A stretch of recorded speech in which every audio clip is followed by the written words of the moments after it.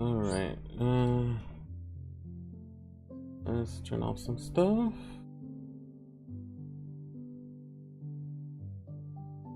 Make sure I am live. There we go, there we go. Everything coming back to life.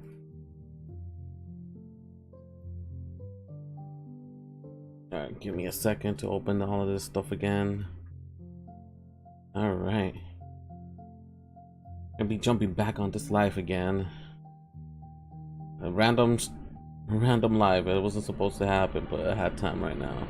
Let me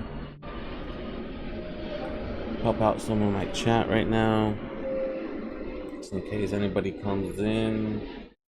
Unstable.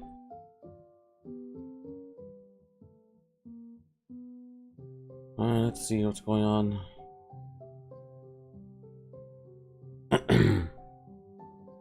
Hopefully everything's alright. I say it's unstable stream right now.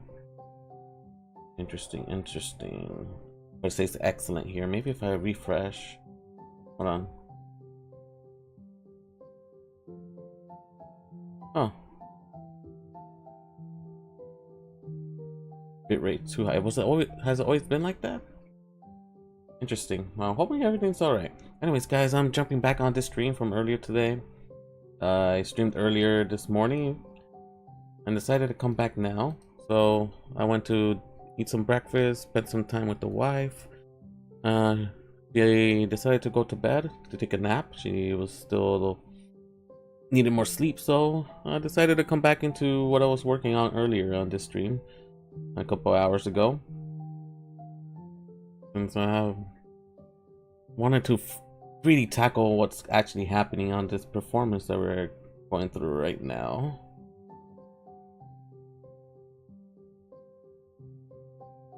Alright, so I'm just checking to see everything's looking good. Everything's looking good. Alright, alright.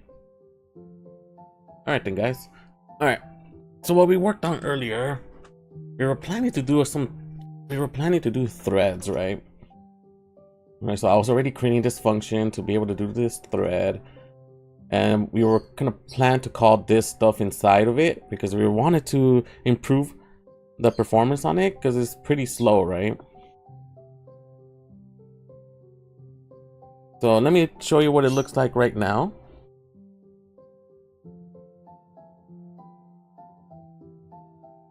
Let me show you what it looks like right now.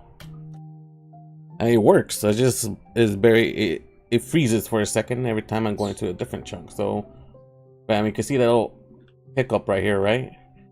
So the line to the new chunk is right in this between these two grasses in here. So every time I go to that new chunk, it lags. And the plan what we were planning to do before I ended the stream earlier was to put this through a thread to be able to distribute the load over it, right? But I ended up doing something else as I was eating and breakfast. I ended up thinking about doing something else instead. But initially I was iterating through all the solid points before I update the AStarGrid. So I wanted to keep track of it so that when it updates, since we're updating it by calling this function, it clears all the points that are solid in that AStarGrid. I wanted to keep track of it by, you know, saving it in this dictionary and then iterating through all of them after I update it to repopulate all those non-walkable positions, points. But I ended up going in a different direction. And I don't know why I didn't think about this earlier. Maybe because I haven't eaten. You know, I wake up and it just goes straight into streaming, right? So I don't eat in the morning. But we already have all those points already. We're already keeping track of all these points that we did in the last stream on Friday. So I technically don't even need it. I already tested it out and it ends up working. So what I did basically was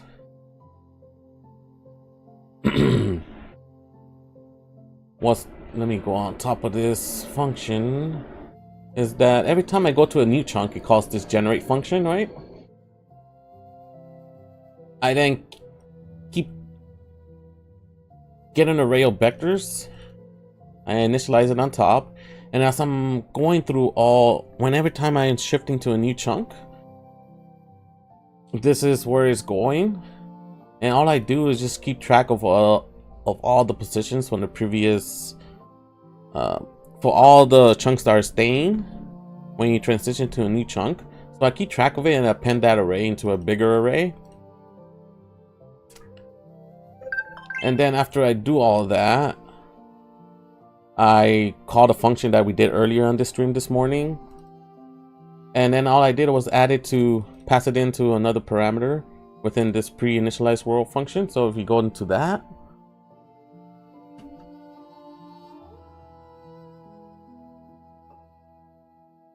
where did I call this? Is on top here, pre-initialized world. So I pass in those points, pass it into here, and then we go into this function here, this is where we were at earlier, right?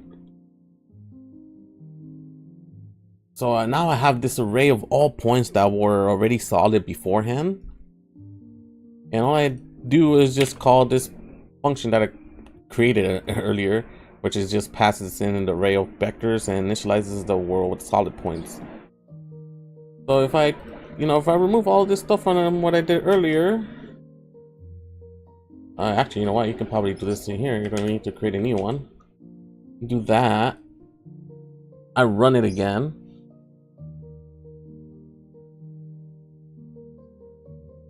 It was fast. It took me 5 minutes to do what I just did right now. I don't know why I didn't think of this sooner. Sometimes you need fuel for your brain. Cool, so we're back here, and then as I transition to the other side, no more hiccup. I mean, there is very small hiccup in here going on, but it's not as crazy as it was before, right? And the AStar works. So every time I click on the rock or whatever, it always points to a position next to it. Same thing with the trees and everything going on. So everything works, and it's not, you know, doing a huge hiccup every time I go to a new chunk. This is very minimal and small, but I'm actually very happy about that. Very happy about that. So let's go back into the script. Let's do some cleanup right now. Let's do some cleanup. I don't know where I live. I'm so used to going to Visual Studio after this, and I don't realize the GD script and all that stuff is in here. So I don't need. I may end up needing threads in the future, but I don't need it right now. So I'm just gonna delete it. I'm glad I didn't go in that direction. I'm glad I took a break, get some food, fuel my brain, and then I was able to figure this out. So now we also don't even need to iterate through this entire array that we commented out earlier. So all that stuff is gone. And this threads and stuff I don't really need. There we go. Cool, cleanup right there. Another cleanup I'd like to do, and I know as I was iterating through all of this stuff is crazy in here. So what I'm doing in here, so this is the generate function, right?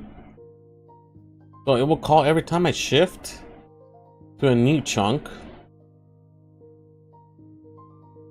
What I'm doing in here is basically I'm shifting all the data to the next chunk, right? Because that new chunk that I'm about to create, it's not going to be there anymore.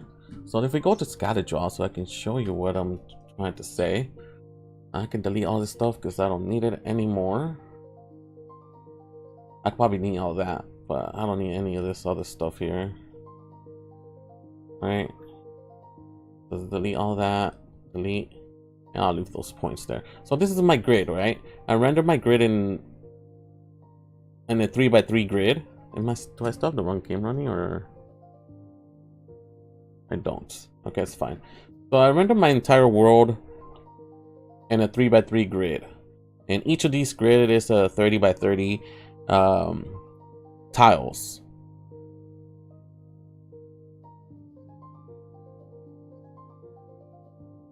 There's a 30 by 30 tile, so it's 30 by 30 in this grid here, 30 by 30 in this one, 30 by 30 in here, and so on. So theoretically, in this entire square is a 90 by 90 tile grid, 90 by 90 that I'm rendering in here. So if we have the player, let's do like a pinkish one, right? So if we zoom in a little bit, let's say the player is in here. The player will always be in the center of the grid. And let's say, you know, you have the player here, whatever this guy is. And then he goes to the next chunk. So what's gonna happen there when the player goes to this chunk? So what is actually happening is, can I copy this? Yes, I can. Is that it's gonna generate new. It's going to generate new chunks because I'm going in this direction.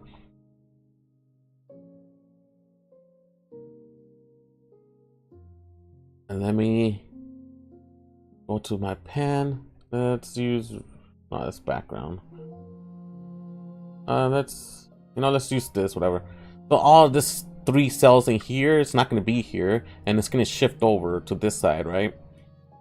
So all the data that's in this cell, I need to transition and push it this way. Push the data that was here. Wait, not here. Hold on, that's in the new cells. Push the data that if I was transitioning that way, I need to push any data that was in here and push it in this direction.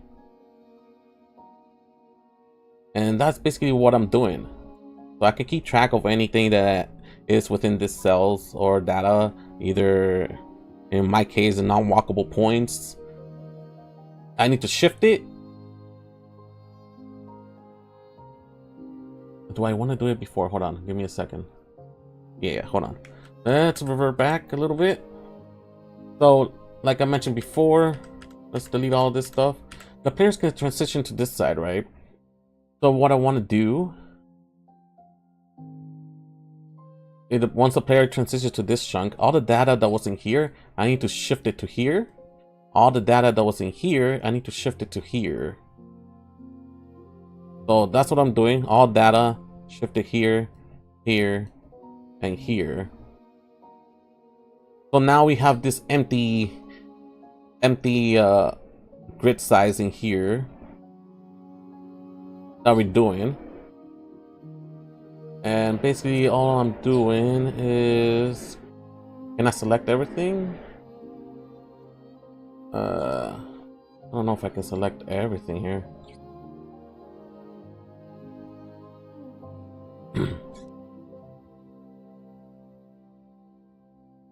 So I'm doing all of that. Let's delete all those arrows now since we don't need it.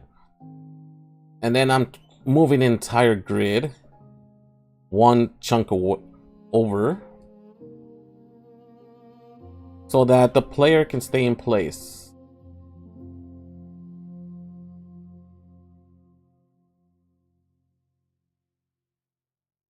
I'm still trying to get used to the scatter draw thing. Initially we had it in here, right? And then we just deleting all of this stuff, all the data that was in here. And now we have here, and the player is back in the center, and it's not in here anymore, but it's gonna be back in this side since that's where we transition from. So all I'm doing here is just transitioning all that data over, and I can clean that up a little bit if you want. Let's see. I think in here, or we can do in this chunk.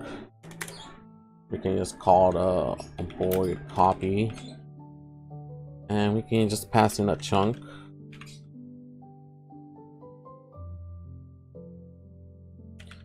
And it's gonna be chunk to copy.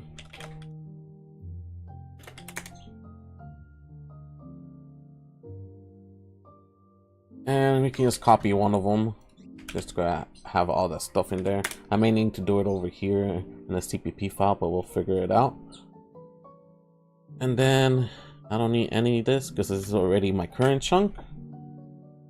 And all I'm doing is the chunk to copy will be here.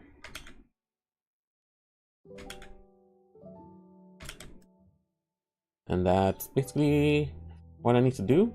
So I'm copying, I need to move all the data from 1 to 2. And all I need to do is just call copy m chunks of 1. So I need to do this for 6 times, I believe. 1, 2, 3, 4, 5, 6. And we're copying over 1, which we did. We're copying 4 to 5. So we change chunk 5. Can we have the data values for 4? Chunk 8. Gonna have all the data from 7. 1's gonna have all the stuff from 1. Yeah, from 0, I mean, not 1.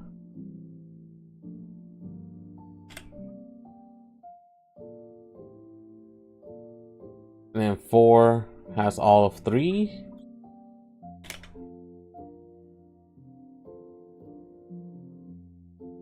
4 has all of 3. And then 7 has all of 6 data.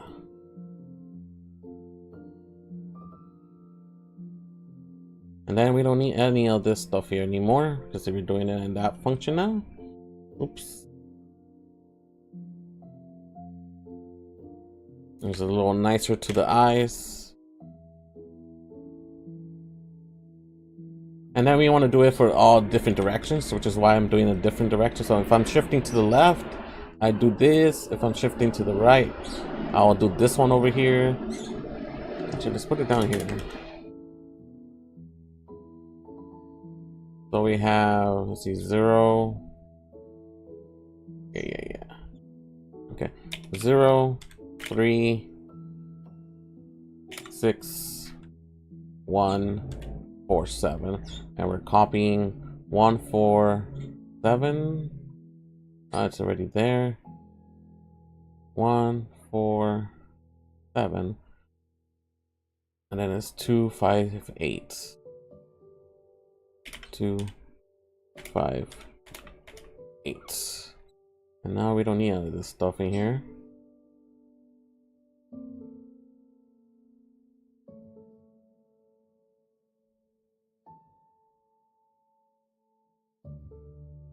All right. Let's do the same thing down here. If I'm shifting up, or is it down? Yeah, if I'm shifting up, we need to take account for all of those. So it's gonna be 6, 7, 8, 3, 5, 4. And then we're copying over 3, 4, 5. 4, 5. And then 0, 2, 1. 0, 2, 1. Copy that. Comment this out.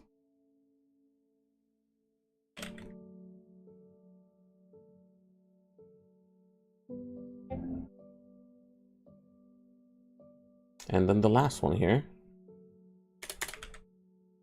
which ends up being, what is it?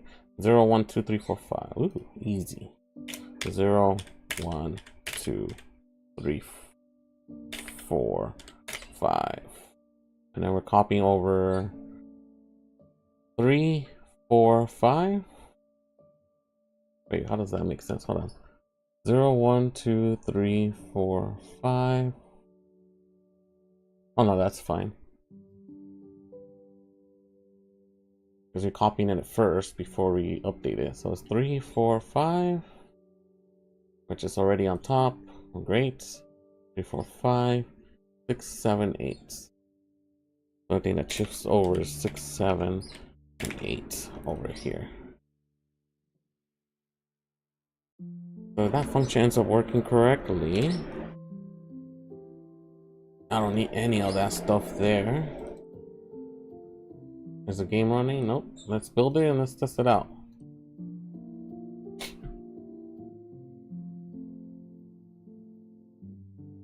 Question, actually, you know what? No, I do clear it, and clear it. Never mind. I do clearing it. Never mind.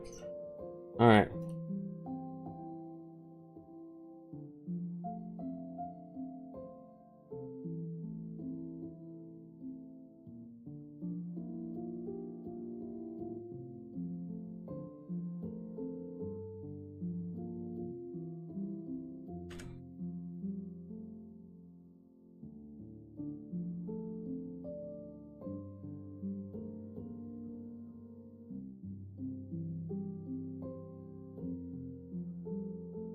Okay, so let's go in here. Hopefully it doesn't crash, give me errors or nothing. And let's go to the next side and let's double check that everything's working. Cool. Cool. So everything's working back to normal. Now I don't need to see that crazy stuff that's happening there. I can delete all this stuff.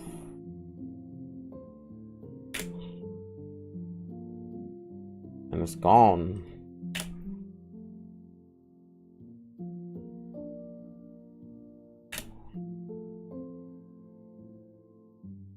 And this is gone too. Cool.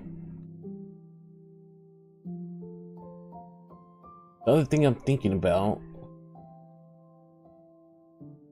I don't even know if it matters right now, is that why don't we just call the initialize first, and then after we will call multiple calls to initialize all of these in the array, so that way we don't need to append it multiple times. I don't know if that's any improvements in performance at all, but just a thought.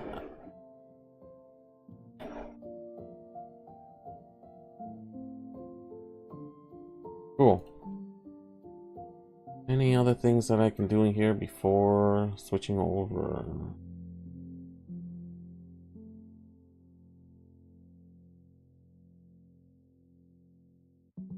Okay. Cool. So we're in a good spot. I mean, still a little stuff happening there, but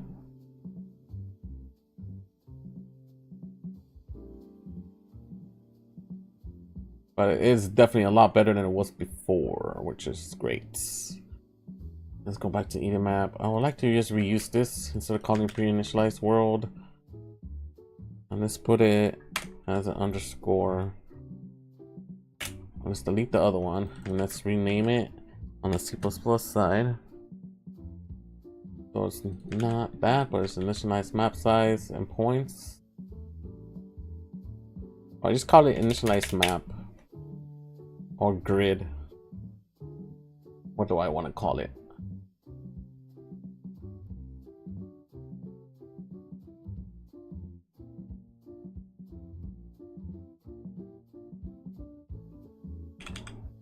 Initialize AStarGrid. That's what we're gonna call it.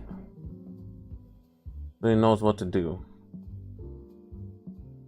So let's go back to Godot and we just call it initialize AStarGrid.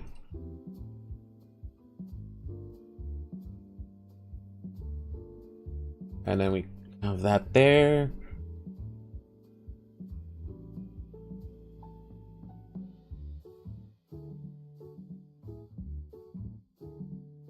I guess it's fine. I mean, I really do have this function that I can call on C++ as well. But I was thinking, hold on, give me a second. Let's try it out. Let's try it out. So I'll see. You'll see what I'm trying to say right now. So let's only.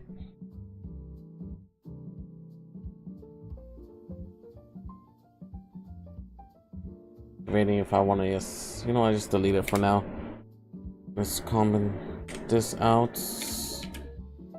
Let's see how it goes right now. If I were to just delete all of that. So this should all be working. Save all.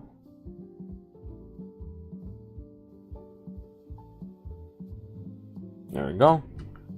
And what I was planning to do, instead of doing all of that, I initialize it at the beginning before shifting everything, right? So I can call it in here like how I had it before initially. Then I will call another function in here to initialize those points individually. What was the name of that function? Initialize non-walkable points instead. And I was just passing all of this stuff for all of them.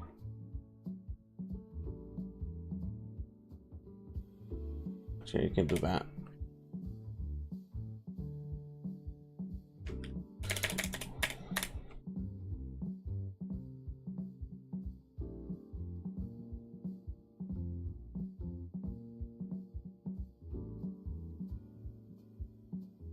Okay, let's call all of that instead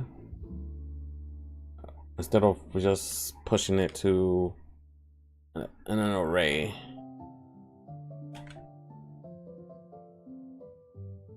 I don't know if that's a good thing to do or not, but we'll test it.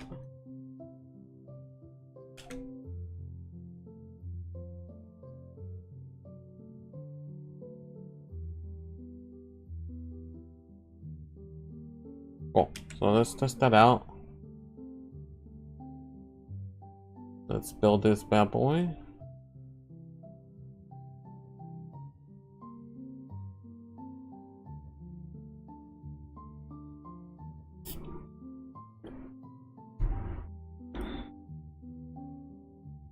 All right. Let's see if any errors come out of that.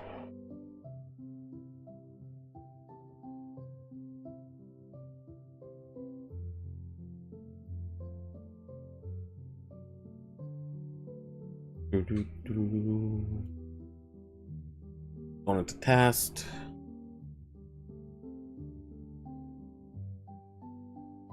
All right. Cool, and this will work. Let's go. All right. So we got all of that.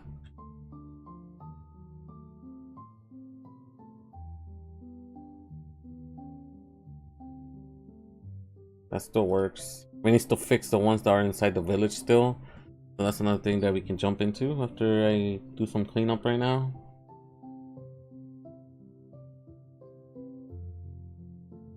Alright, so now I don't really need this one anymore. Alright. So I can turn that off.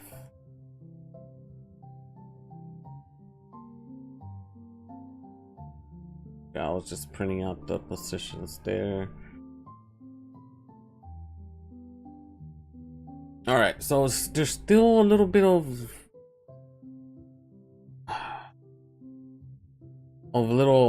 like a hiccup, just a tiny bit when I transition over. And I'm not entirely sure where it's happening right now. I mean, I did turn off my set cells connect, so it's definitely not coming from that. And what I would do next is just to start commenting stuff out until I can figure out where exactly we're hitting that.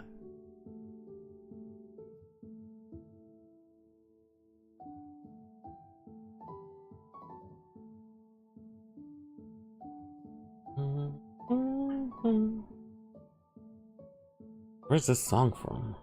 Oh, Zelda, right? Oh, yeah. Alright, so what I would do is just comment all of this stuff out, and we can start from there. So I'm commenting out all trees, anything that revolves about setting up tiles in ground environments. There'll be trees and rocks at the very moment. So if I build that,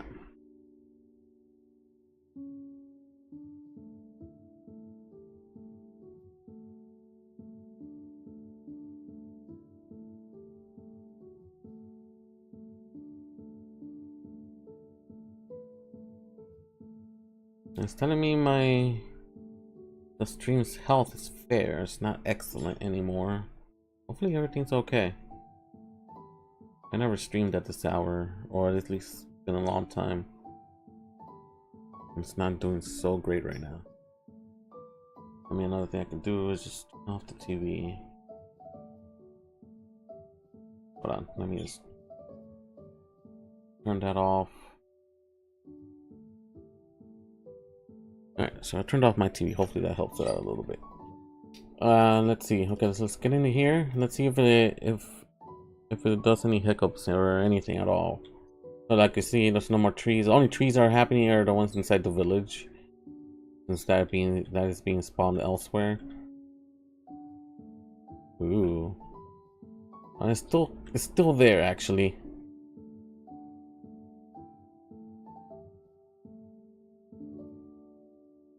It is still there.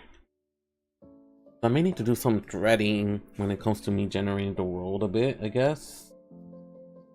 And I'm gonna have to think about that a little bit more, just because I can't call set cell anywhere within the thread at all. So I'm wondering how that works.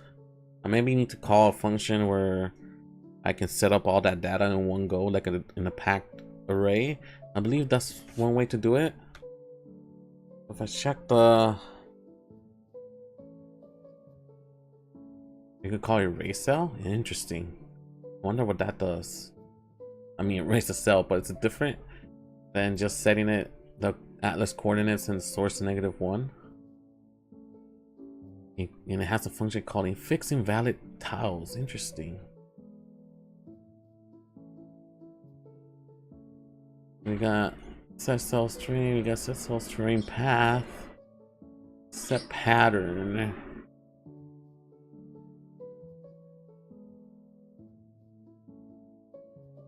Maybe this is what I'm talking about. Set tile map data from array.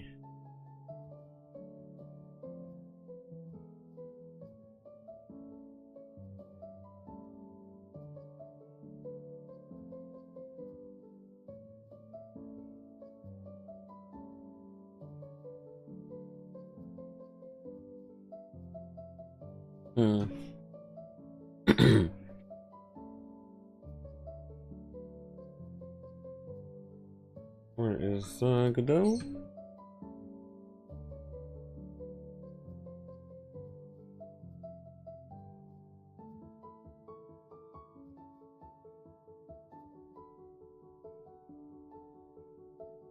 Dun, dun, dun, dun, dun, dun.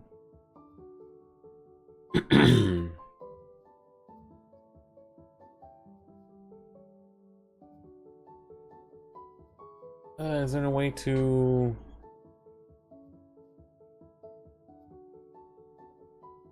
There we go. Weird.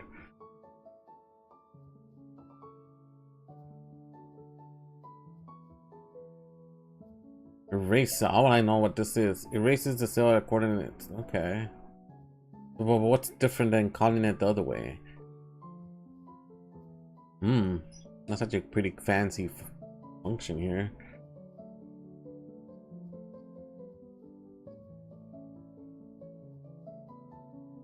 Fancy.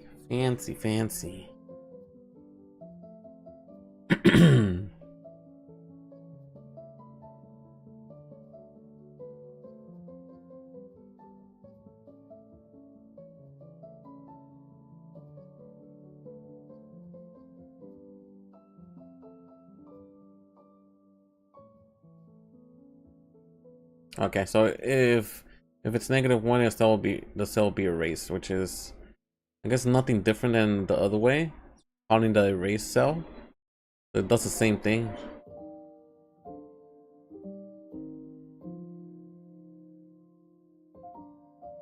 Okay.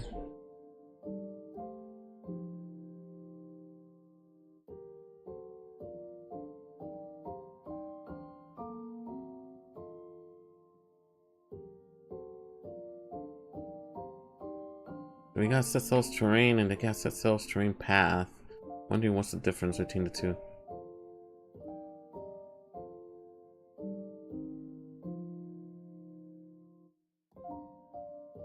It passes the same variables, parameters.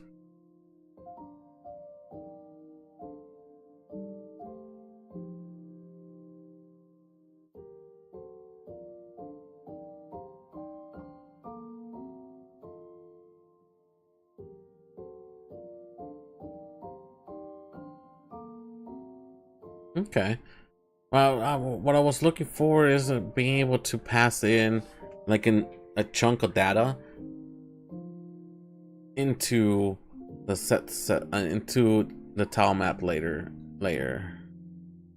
And maybe there is a way. I don't see the function at the moment. So I may need to do a little bit more research on that.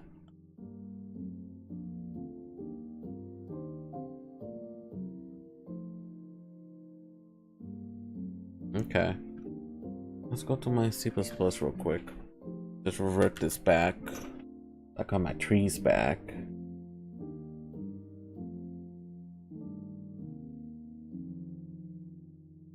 Exposition. Ooh, I mean, that's, I don't think it's a big deal though, but I think I can clean this up a little bit better.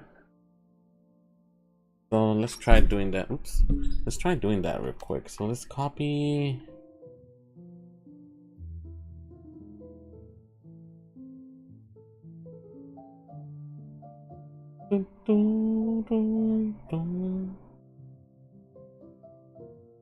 Yeah. Let's clean it up a little bit. I'll just copy this here for the time being. And let's go back here. Where is my, oh, here. So instead of vector 2, we can call it a rect 2o. We can use a rect 2. I don't know if I need to initialize it anywhere. We'll figure it out if we do. So we do that instead. And then we can go back up again.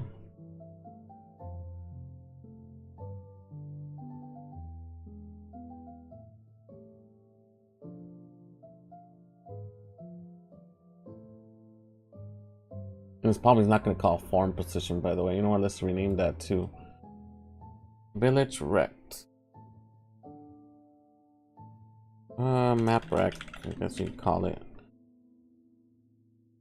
Contain village farm map rect.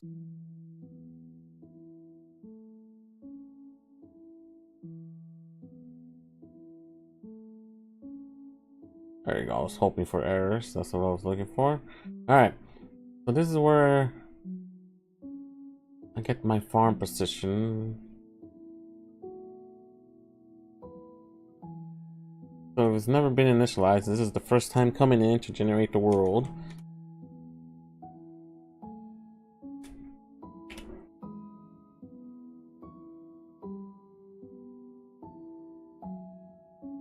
This is the farm scene.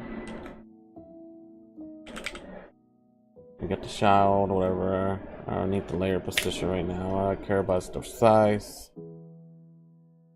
You're calling in a Godot vector here. Right?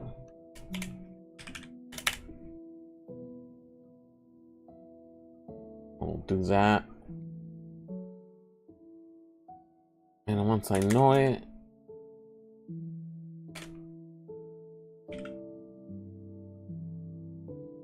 not farm map rect position equals farm position, and then the size that's in here. Hopefully this is fine.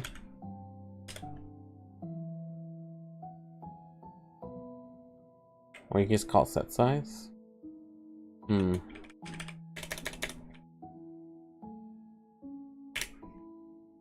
we have one for position? I feel weird saying that. Position, great. Cool. So we have that. Now we fix the village position. For now, we can call it just Godot vector 2. I suppose we can just call that since we're already using it there. Call that there.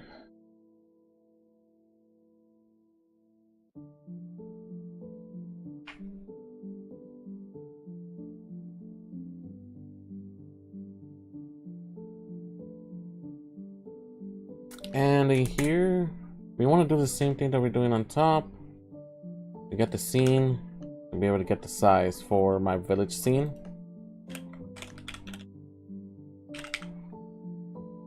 Right. And instead we want to get the farm village rect. And you want to set the position. Need the village position here. And then here to set the size. And we should be golden. We're just doing that. We'll update these other ones to make sure it does the same thing. So in here, we're passing a rect to I for both of them. It just keeps track of these guys. And just name it the same way.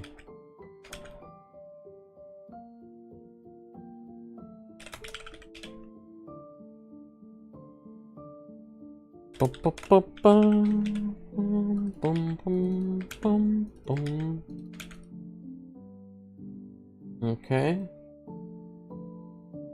Let's just copy this so I don't have to type it all over again.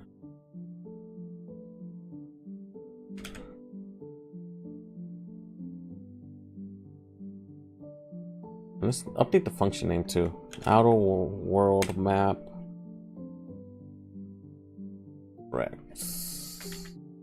We'll just rename that, and then we'll rename the variables as well.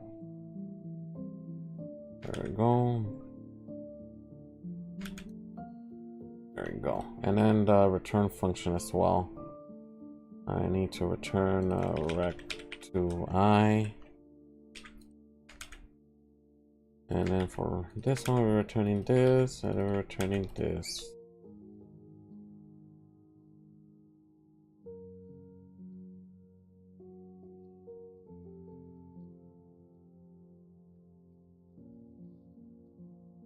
Oh, did I not change the types on these? Whoops, oops, oops, oops, oops, oops. Yep, there we go.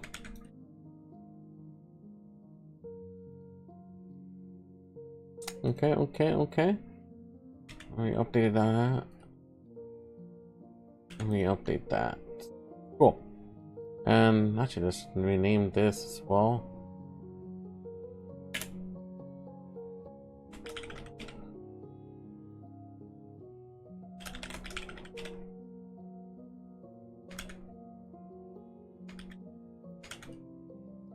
Alright, there we go. So now when it comes down here, wait, hold on, what's going on here? Okay, so it's just the positions, okay. So what I need here is just the farm map rec position X.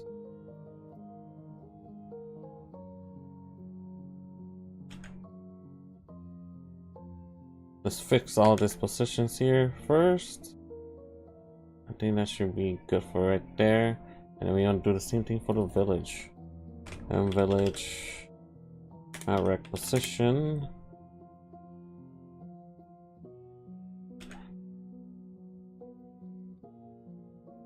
I'm already doing all this stuff here, huh? Hold on. I can do some more cleanup down here as well, since I already know the size of the map.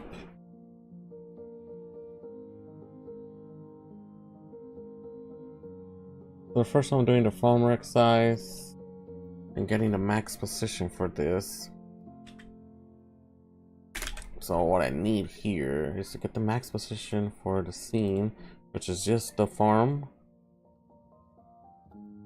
So the max size.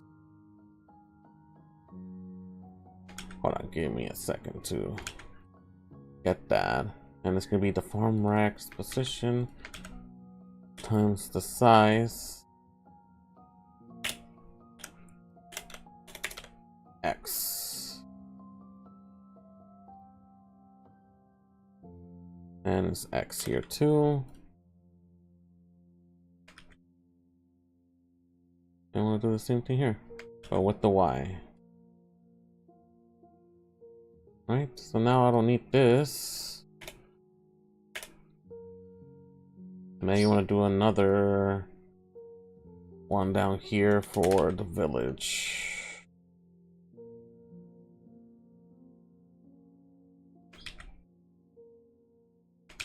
For the village.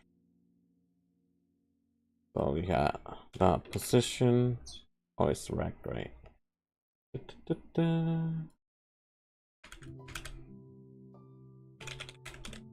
And that Y. No, it's X.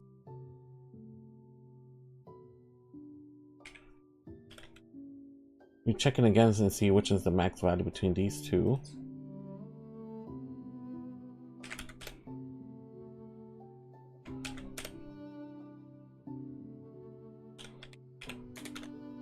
Dot Y.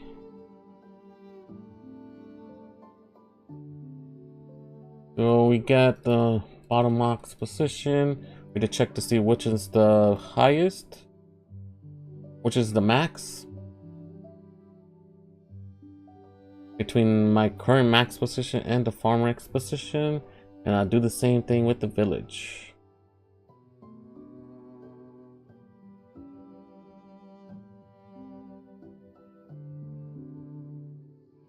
Yeah, cool.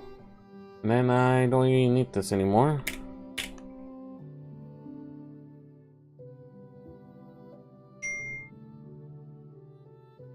Let me mute my phone.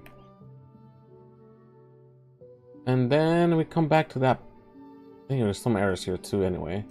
So we want to pass in the village rect here, mac rect, farm map rect.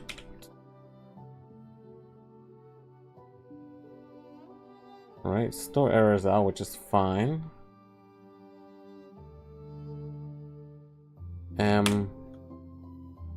Village map rect. Farm map rect.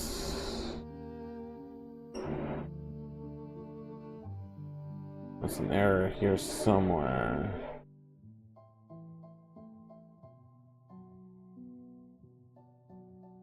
Oh, here we go. Village map rect. Farm map rect. There's still one more error happening somewhere. I'll just copy this entire thing, and it's true there. Okay, it's true there. I want to make sure we're not. And then there's one more down here. Where is it at?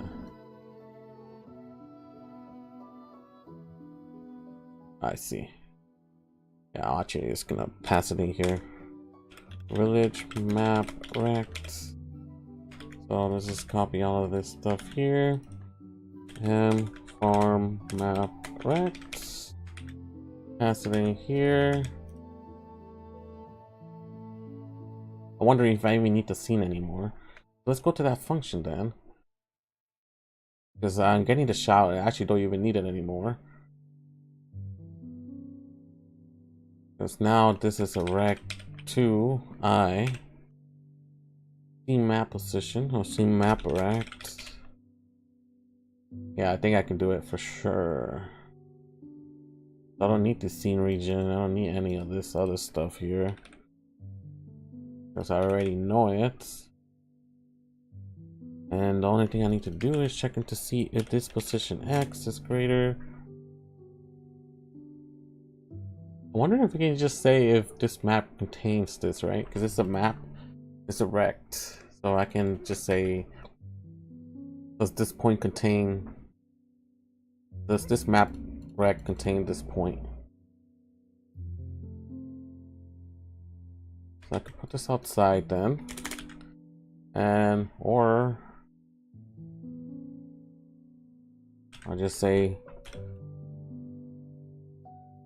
what was the name of that function again? Has point? There we go. And we just pass in the positioning here.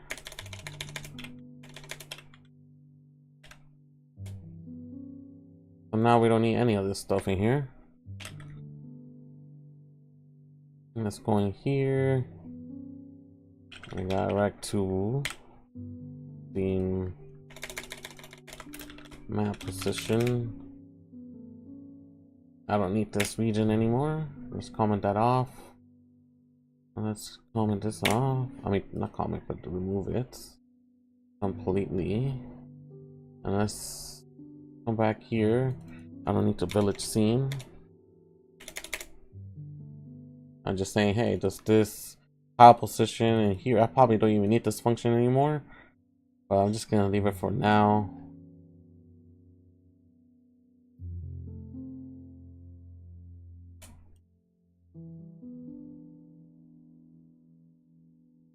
All right.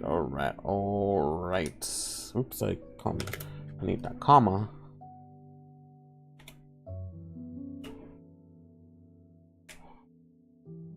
Oops, welcome to the stream. Welcome. Yeah, I'm doing some refactoring now that I don't need anything anymore. Hold on. Okay, cool. Alright, I was locked in right now, so I don't need any of that stuff anymore. Alrighty.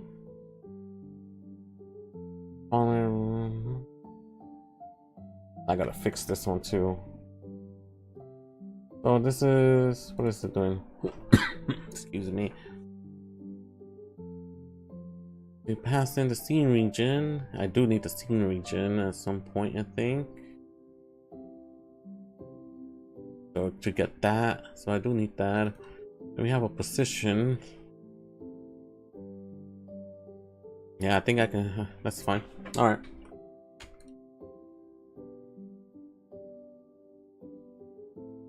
We call this map rec now. Rec2I.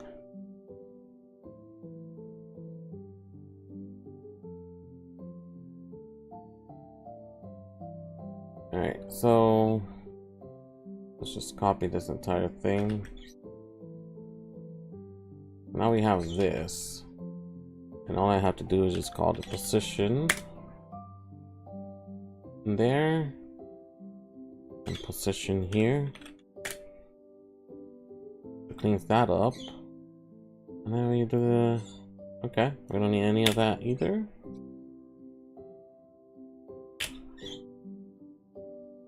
All right, so all of that stuff is cleaned down. Let's test it out to see if we didn't break anything or all of that.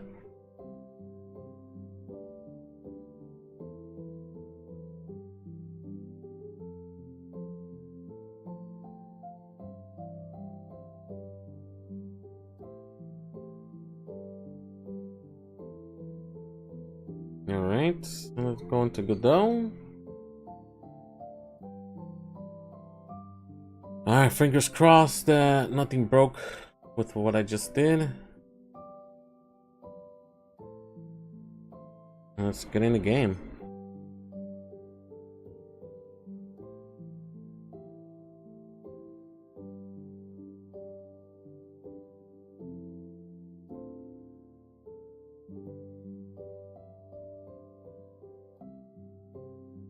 Crash, nothing, nope. Okay, everything's in line, everything's there. If I zoom out, okay, so my village in the center like it was before, and the farm is all the way in the bottom like it was before. No issues there. There's these two things happening here. I don't know what those green things are. It was already there. I just trying to point it out right now. I could probably go back there and figure it out what it is. I'm wondering if it's my enemies, my slimes. I think it is because they're moving. Those green things here, they're my slimes. Yeah, that's what it is. All right, cool. So if I transition to a new side, everything stays in place. My A-star is working still. Cool. So refactoring looks to be fine. Awesome. Awesome to awesome. Awesome to awesome. So I was able to fix that huge hiccup that was happening when I transitioned to a new chunk. It's just very tiny though, that you can see stuff going on, but it's not too crazy though, like how it was before. Last time it froze for like a second before going to the other side, but I'm actually in a pretty good spot there. I probably will need to do some threads to be able to clean that up a little bit more, and there's no more lag, but that might take more than the time that I do on the stream, and I'll also need to think about how I want to handle that. At Granger, we're for the ones who pay attention to every little detail. The ones who fuss, tinker, and sweat. That was the first time I'm dealing with an ad. I never dealt with an ad while I'm streaming.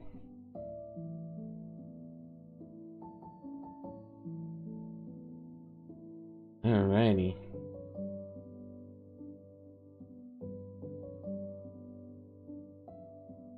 Alright, so there's still one more thing that I want to tackle still.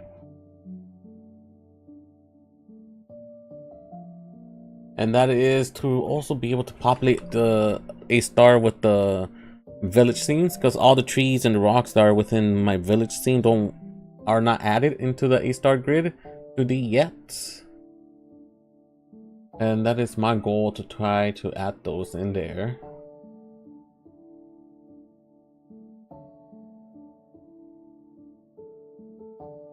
Alright, hold on.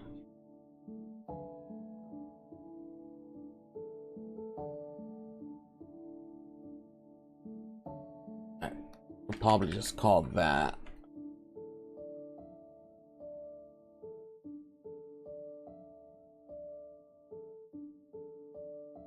Now calling that will not work, because every time I transition to a new chunk, I clear out the old ones, and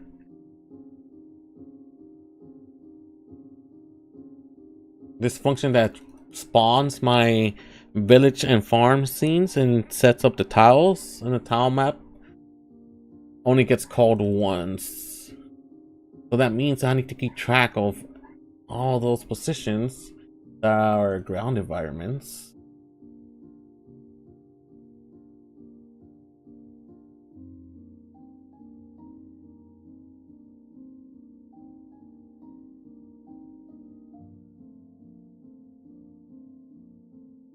How do I want to handle this case? I may need to keep track of it. Yeah. So we can call it at least the beginning. Okay, hold on. This is for environments. Hold on, let me see what I'm doing here. That child, la la la la.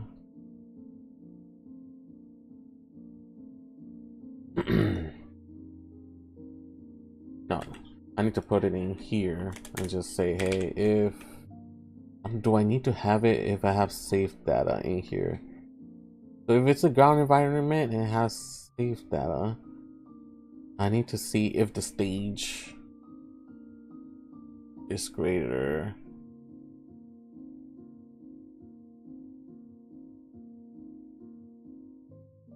And then continues forward. So yeah, I don't need to put it in here.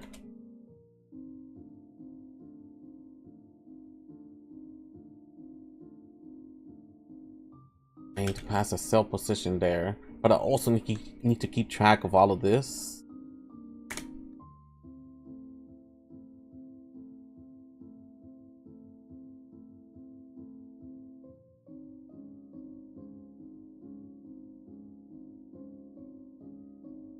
If it's in ground environment,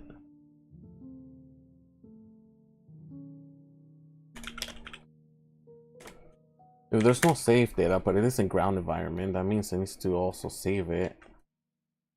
Otherwise, if it's a different stage, this means that I've hit the tree a couple times and I saved it, and it comes to reinitializing this again, and it has saved data. That means because I hit it 2 times already, so it needs to keep track of that. But there still is a tree in there.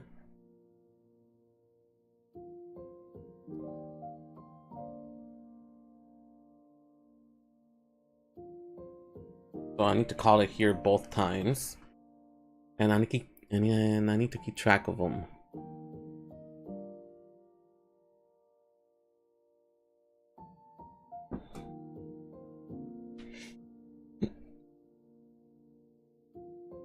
Yeah, while waiting for a menu, should display some type loading bar or something like that that indicates to wait and not make us think. Yeah, I agree with that too.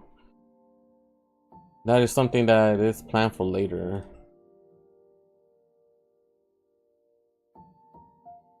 But yes, I will be adding some type of loading screen at the beginning. All right, where was I? So chunk.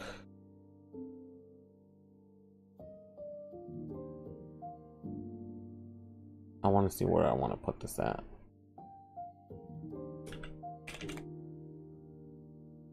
So at the time being, all of my village scene and my farm scenes are always rendered at all times.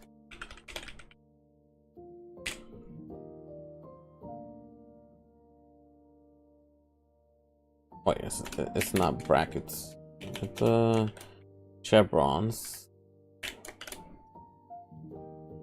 And just gonna call it scene non-walkable positions. Non-walkable positions. And we'll keep track of them. No, it's not. I would like to use the other one. Append cell position. Cool. And then, since this is only being called once, I mean, it only renders it once because that's why I have a Boolean flag in here. I then want to call, so then I want to say an else here. So that means it's already been rendered. And I want to call that function to do that. And I'll pass in my array here. What was the name of that function again? Initialize non-walkable points. And it's not cell, it's called call. And oops.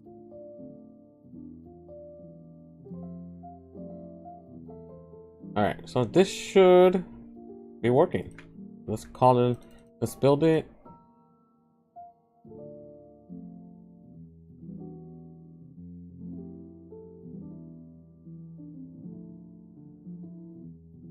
So how about the Quest microservices? Did you finish it? I finished it to a point where it's working. It tracks everything that it does and completes the quest. But I need to come back to it to update the UI for it.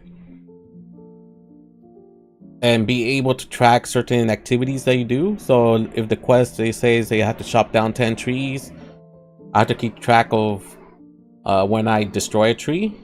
Same thing with any rocks or enemies that I defeat. Whatever the quest is going to be doing, I will need to come back and make sure I track those types of activities and objectives. So it says Beacons, welcome to the stream. How are you using C++ in Godot? Yeah, there is. I actually have a video on it, but you're able to go to. Let's see, let's go Godot C++. It's called GD extension that you're able to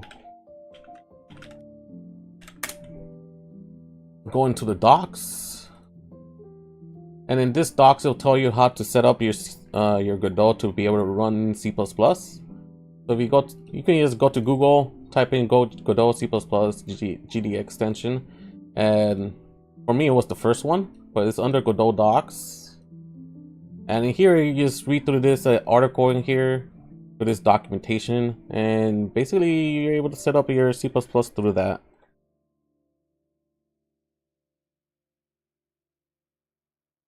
It's a very simple follow-up and steps that they provide in this article, so this should be pretty simple to be able to do that.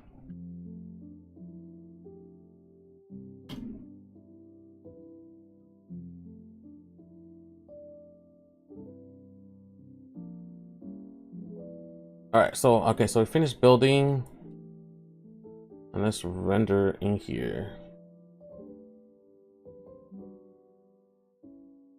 Do you follow my tip to use C++?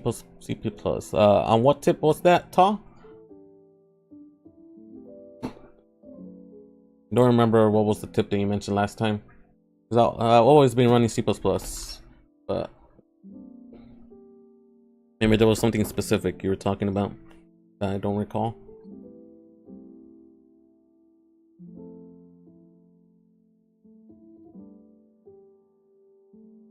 Cool, so this is the first time I like doing multi-streaming here.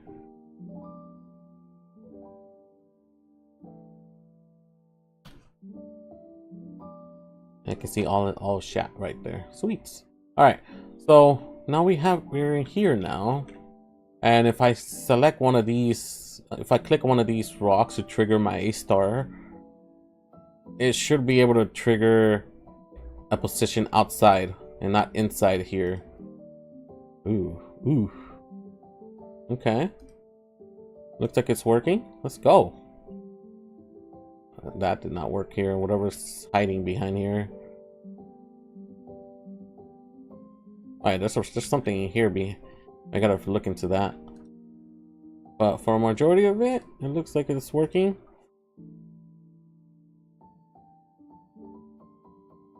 Let's go.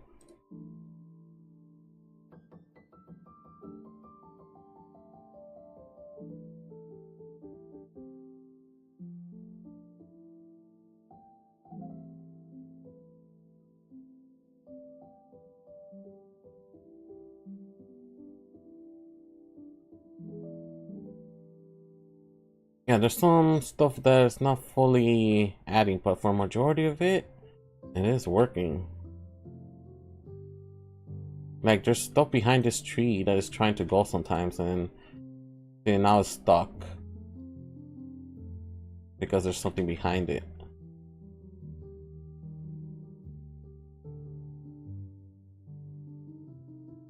I don't remember.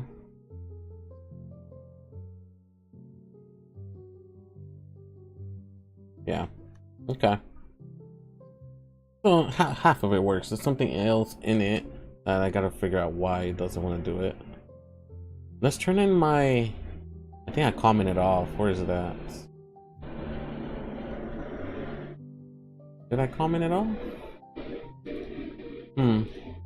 It's not triggering my shader when it goes behind tiles in here.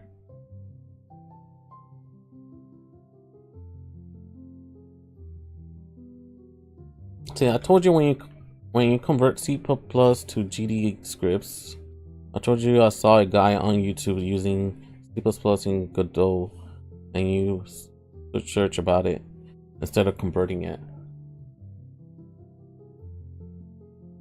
What was do you remember the guy that you saw on YouTube? Or whatever video you saw it on?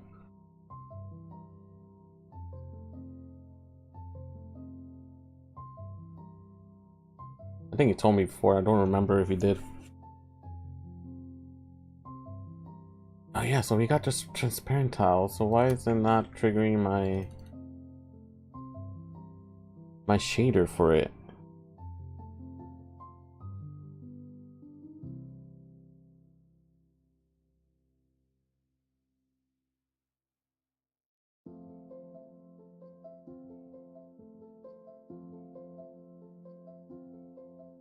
Let's see. Yeah, it's not triggering my shader. Or it triggers for this one though. But this one is not triggering. Interesting. It doesn't trigger for all of them. Why would it not trigger for all of them? Hold on, let's keep going. You know what it is? I think I know. I think it's the ones inside the village that don't work. Like, I can see all this stuff now. But if I go to the trees that are inside the village, it doesn't work. See that? You can see the bounds of the village here that I need to fix eventually in the future. Alright, so I need to make these work.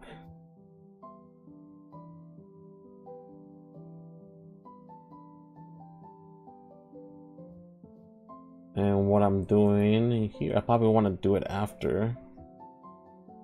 Hold on, let's see what I want to do here. I think I'm about to trigger it separately.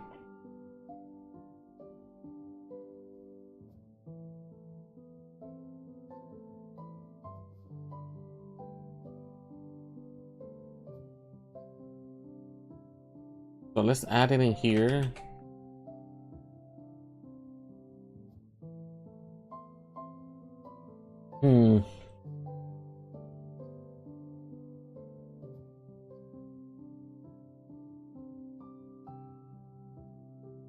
How do I handle this case?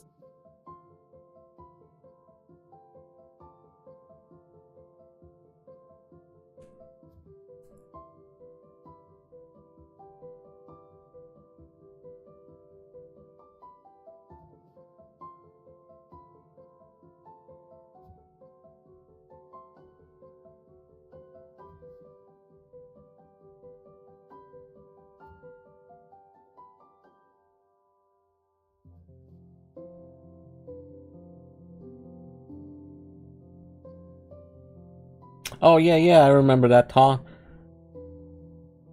Yeah, I remember we were talking about that last time.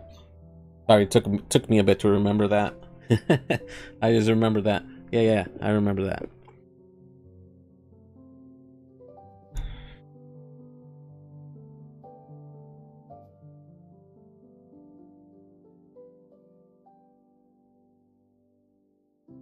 I remember now. Apologize, that took me a little while.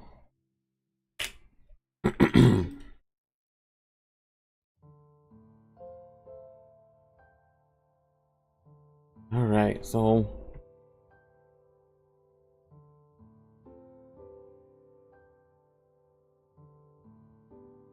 I'm trying to figure out how I want to handle this case. Where I'm trying to this transparent tile here is basically rendering.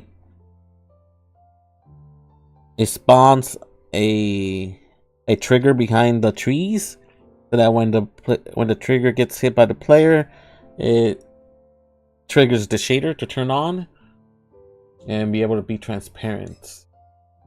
But this is being tracked by the chunk, and I need to keep track of it outside, just like I am with the seeing non-walkable positions. Let's go into this function real quick in a GD script.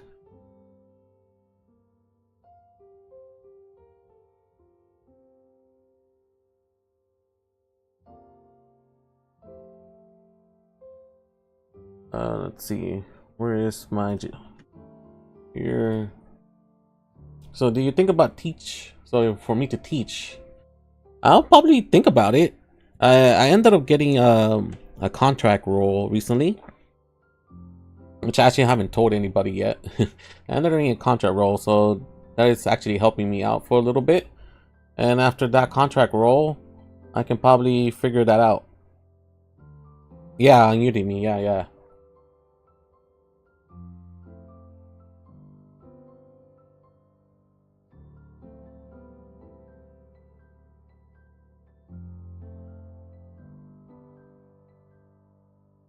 So I'm glad I got that contract role, because I don't know where I'd be at right now without it.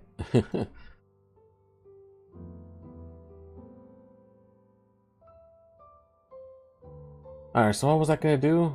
Script. Let's go into my Eden A star. And this is the function where it spawns my stuff to do all this stuff here.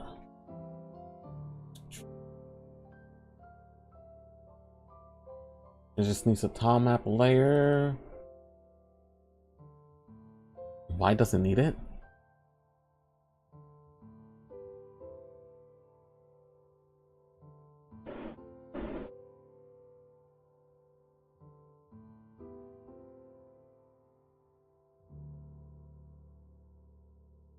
Let's go into that.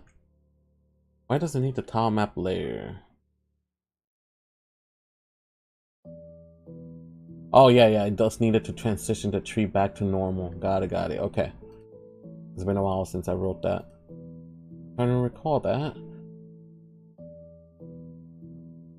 Other kinders. Hello, welcome to the stream. Thank you so much. Yeah. Now, how long have you been working on this game? Ooh. Well, I can tell you right now, let's actually go to my YouTube channel. And I can show you the first day I posted my devlog in it. Let's go to my videos.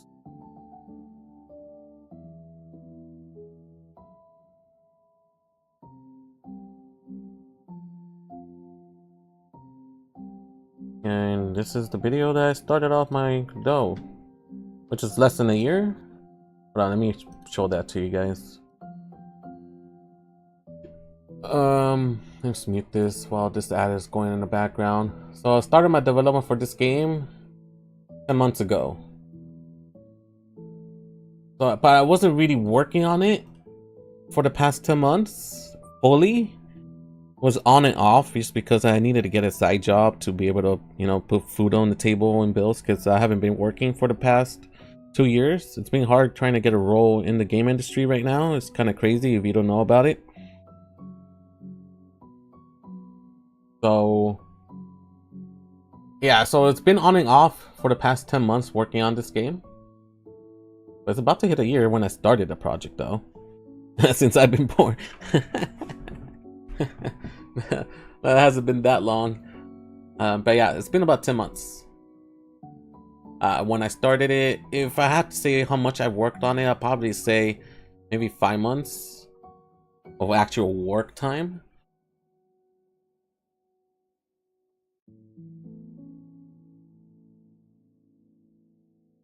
But yeah, let's see.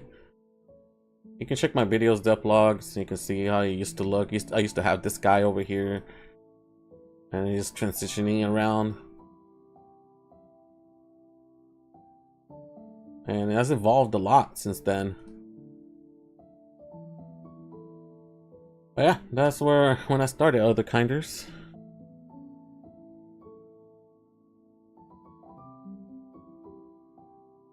Ooh, we have a lot of Pokemon on screen now. Look at that. We got an Elekid, we got Gengar. We got 2 of my Abras from there. Nice. Alright. Okay, so I go through here. I need a tile map layer.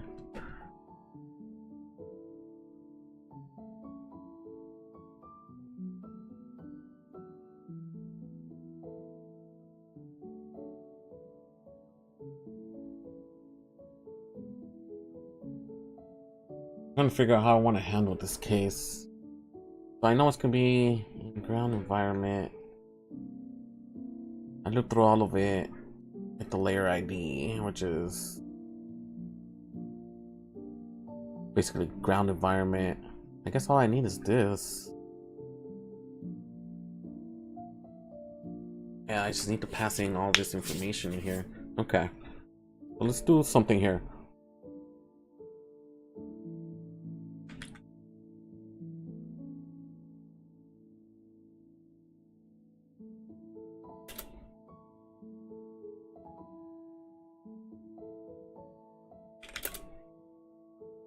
I'm just gonna call a function that just creates that.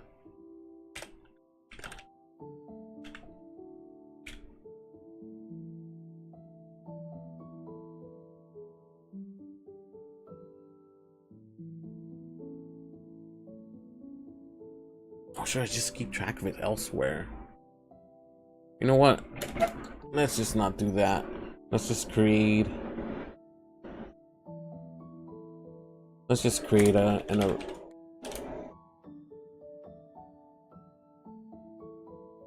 You got transparent tiles on top, and it's basically just the STD vector. Let's just copy that instead. Transparent tiles, and just gonna call it scene transparent tiles here. And all I'm gonna do is just copy this, and then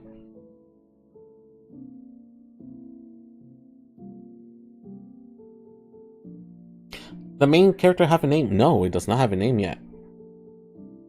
Not yet. It is in no name for right now.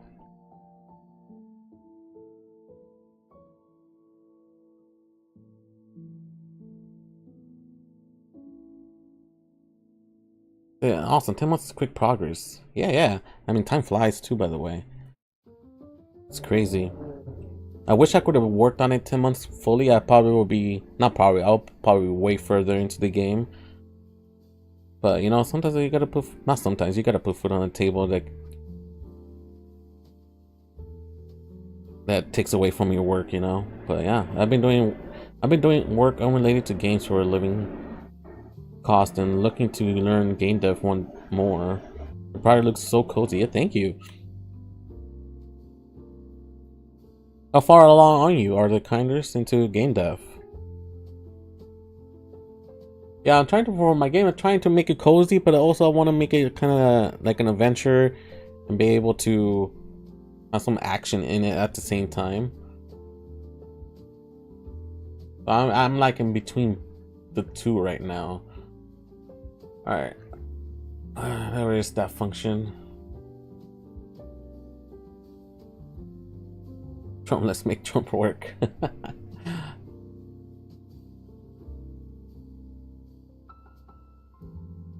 Alright, okay, so it's here. Alright, so what I want to do is do that, but instead of using this, I want to use this. And the layer ID, we already know that the layer ID is this. It's not, it's an int, right? Yep. Tile position, cell position. Atlas chords. What were you passing in the top? And creating the transparent tiles, Atlas chords. Okay, so I'm not passing anything in there for Atlas chords. I mean, another thing that we were doing is trying to get the tile data out of it. And then get the Atlas chords out of it. Ooh, okay. I guess this is what we need to do then. Alright. Luckily it only does it once, and I don't need to do it ever again after. Alright. But I'll clean this up in a bit. Let's fix this. It's the tile data for this position. So I already set it. I need to get the position for it. Get the tile data. Layer ID. We got the cell position. Layer ID there too. And now I have all the stuff that I need.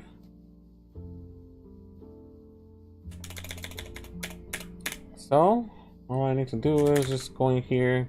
You got the size, you got the Atlas core, cell position, sweets. Nice. And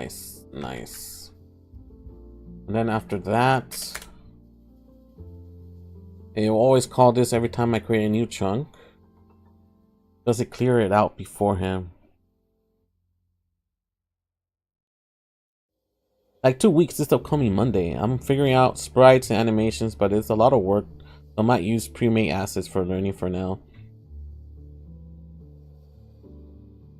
I would like your video. Nah. Thank you so much, other kinders.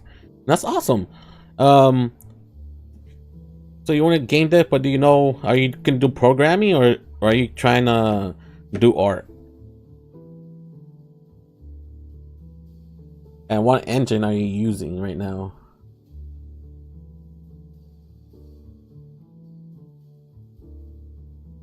Okay, so I was gonna look into see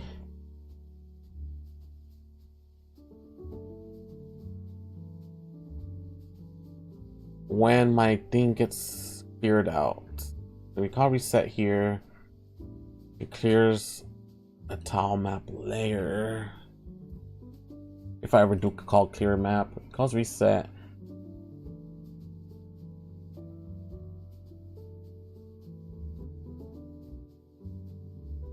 Yeah, because I'm only rendering if it's within my... That's true. Actually, you know what? Hold on. Wait 1 segundo.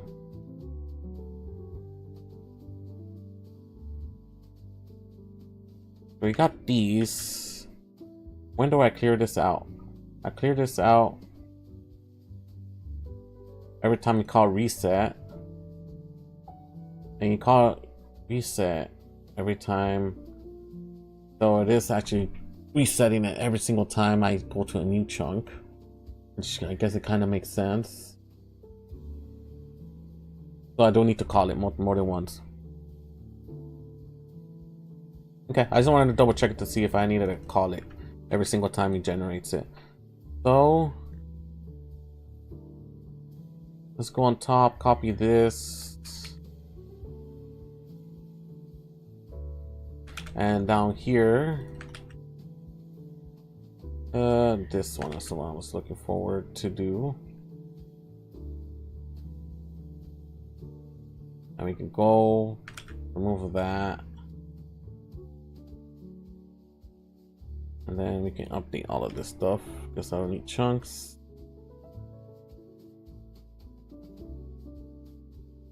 And the same thing here.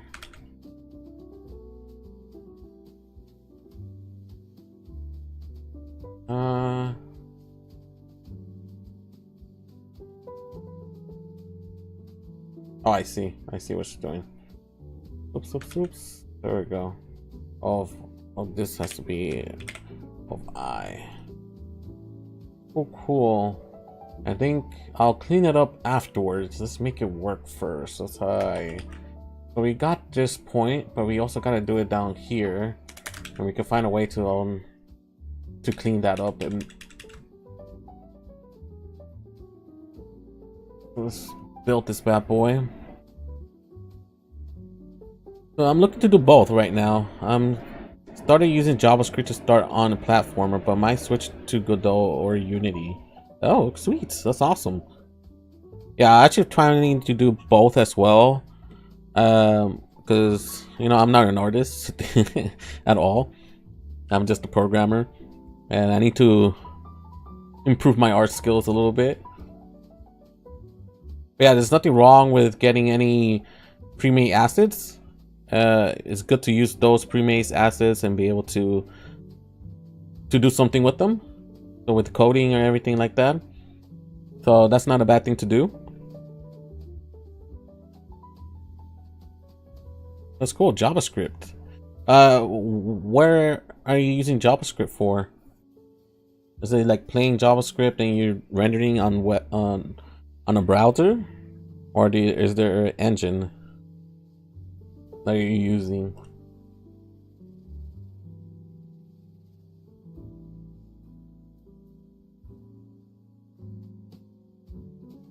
But yeah, my art skills is doo-doo right now. Sometimes I come up with cool stuff when I have my moments. Alright, let's run this bad boy and see if we can actually get something. So yeah, plain JS rendering in browser, got it. Okay, cool. That is awesome. Yeah, JavaScript is great to learn too. C# is also great as a starting point. At least that's how I got into programming when I first started. When I was in college, I right off the bat started doing C++ and I could not get it. You know, I couldn't understand it one bit. And I was about to like drop out of college and do something else instead. Just because I couldn't understand C++ at all. And luckily I decided to stay for one more quarter. And then luckily in that quarter we ended up doing C# for the first time, and I got it. It was so simple, and Unity was the first engine I started using, so I don't know, if it wasn't for C#, I don't know where I'll be at right now. Alright, so let's go. Looks like it's not being triggered either. Boo. Alright, so that did not work as I thought. And let's figure out why. So I have this here. Environments. Oh, you know what? Maybe the problem is not with the code, but the problem has to be with the scenes. I need to set them to be transparent as well. Where is my tile set? Let's go to my tile set. I don't know if my farm scene is actually using anything else. Actually, you know, let's open my farm scene first. Villages. Let's work with my village first. Are this using any other tile sets differently than mine? I wish I knew which tile sets this one was using. Let's figure it out. Let's go to tile sets and select.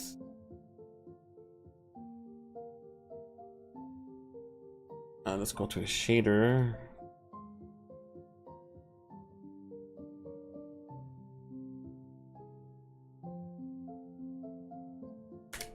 Okay, so it's this guy here. Okay. And in here, I want to set the custom data, making sure that one is a tree. For whatever reason, I don't know why I never said that it's a tree. And can be transparent.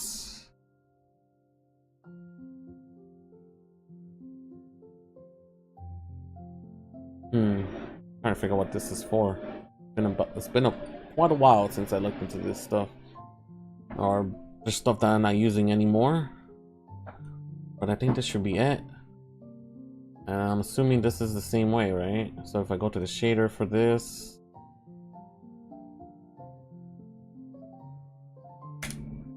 Yep, that is it too.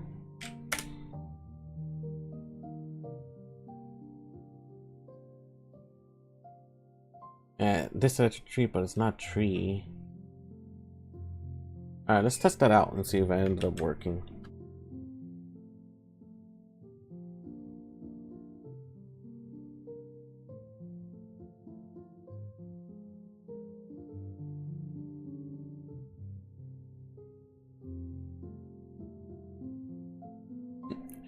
Yeah, I took web design and dev last year for JS, CSS, HTML5, and this year learning Python, which is pretty simple and going well. Nice, that's awesome.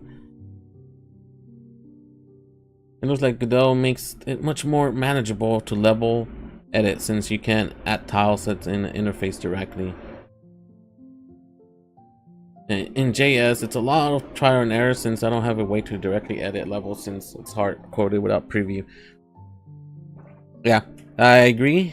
I never touched it in JS, or I don't know how you're handling it. But yeah, Godot makes it pretty simple.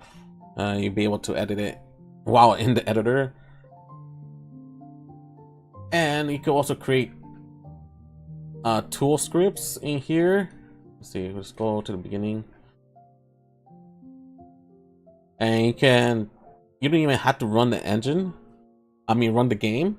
As long as your tool script has a add tool at the top, you can generate your world while in the editor without playing the game. So I can clear this map if I wanted to and regenerate the entire world all over again. And you can test it out that way as well without even playing the game.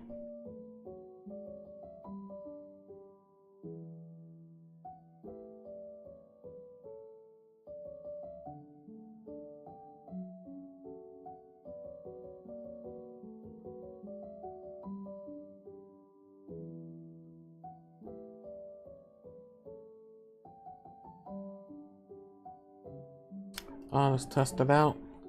That's so cool. Is this Godot 4 version? Yes, I'm using 4.4 right now, but any version 4 should be fine.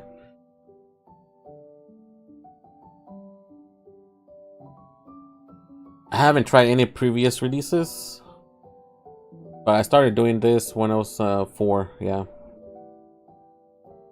Alright, so let's test this out. Okay, so this one doesn't work.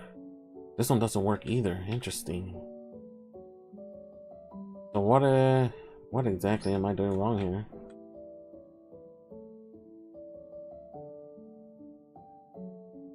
I thought that was gonna do it, but it did not do it. Go back to the village again.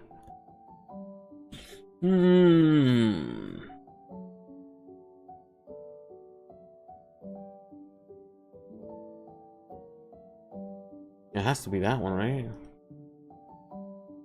So we have this.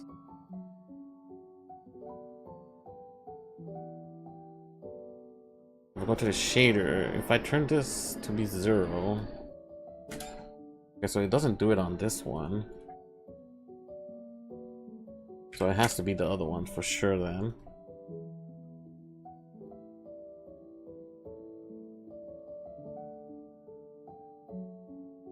Oh, you know what? I probably have to say this environment as well. So let's do that real quick. This environment. But I'm wondering if I did this just so that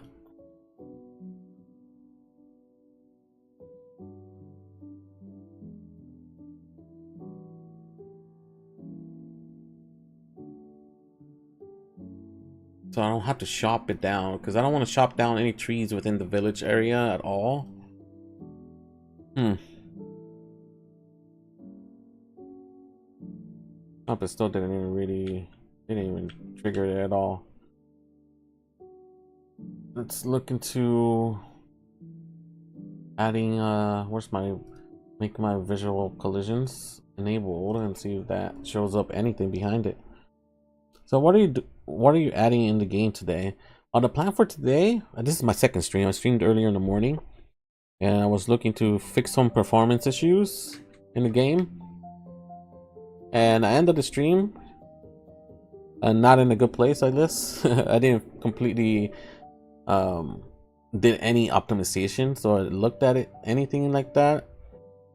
But after getting some breakfast, spending some time with the wife, I was able to come back and I'm streaming again. And basically it's fixing performance issues. And right now I'm trying to figure out why my trees are not being transparent. So if I go to a tree outside here, actually I don't think you can see it, are you? So like right here, you can see the guy, my character behind a tree, right? And I'm trying to make that work.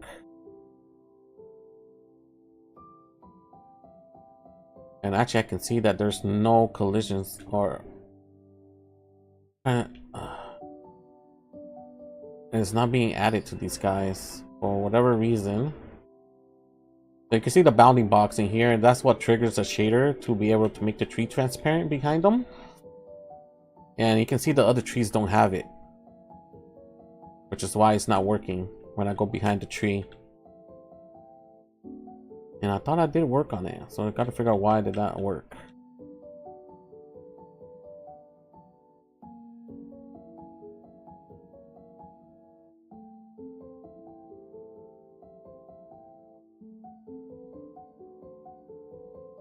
Yeah, it's showing behind different trees. Yeah, so any trees or anything that's hiding your character behind walls, or maybe houses or walls or anything like that, I want to be able to see the player and add some type of shader. But for some reason the trees in here are not working, and I thought I did add it. So let's look into that and see why I am not adding it. Let's go to my C++ class here. So I go to this. So you got the layer ID in here. I could probably just clean it up a little bit and just call that layer ID, since it's basically the same thing.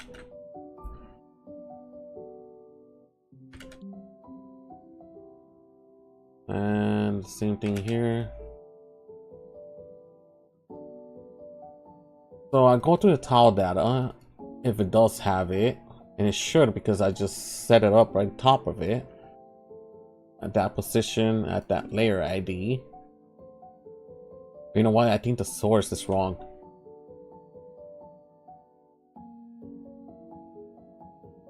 The source is wrong here. I think the source is 0 regardless though, but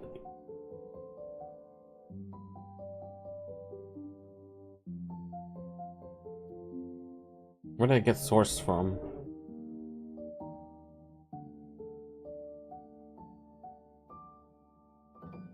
Oh, I see. Okay, so I get source from the top here.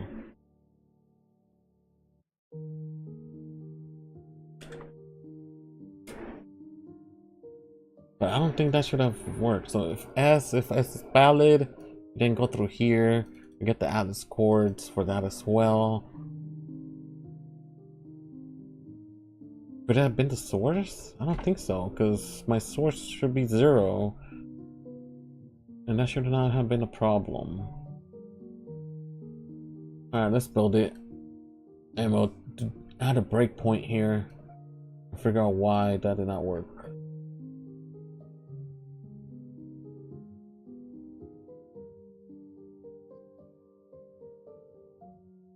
Alright, so let's play it.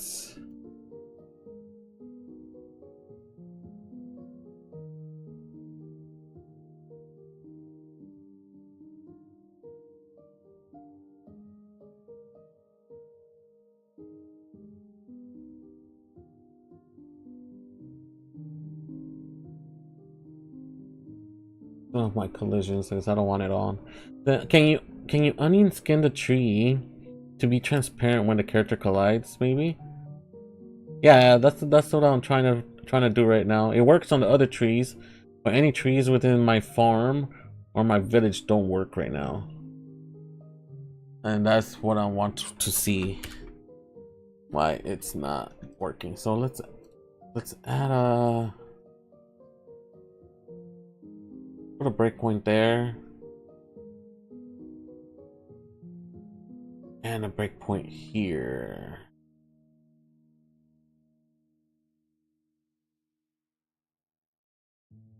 Okay, and let's attach it. Attach to process. Select my window. Attach it.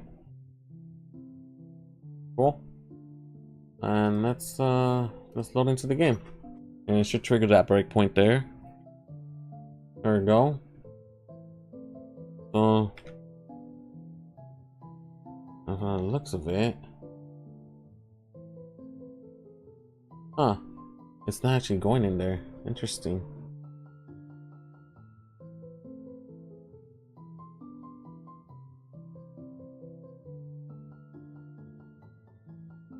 I think I see it now. Hold on, hold your horses. I see the problem now. It's because it's set to sell afterwards for this call here.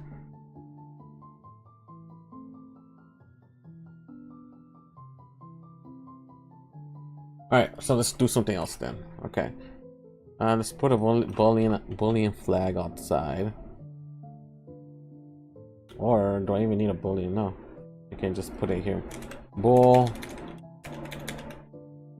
Put a flag here and just say is environment tile. You can set it to false. And if it ever goes inside of here, we'll set it to true. Otherwise, it will be false.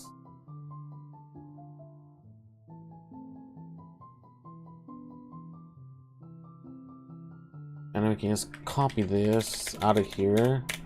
And I think I can do the same thing here. I'll call continue though. Hold on. Maybe not there yet. So after I do that and say, hey, has or is environmental, whatever I called it, we do that there. So we do it outside.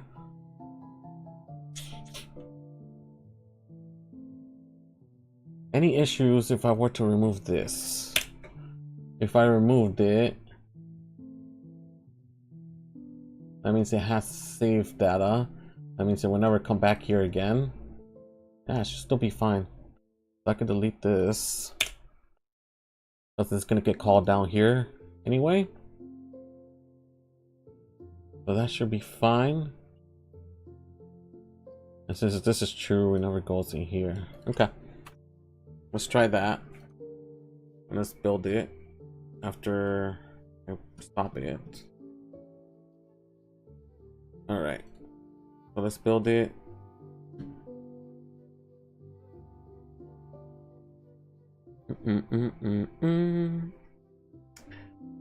Alright. Hopefully the stream is going alright. It's telling me my health is not that great. For whatever reason.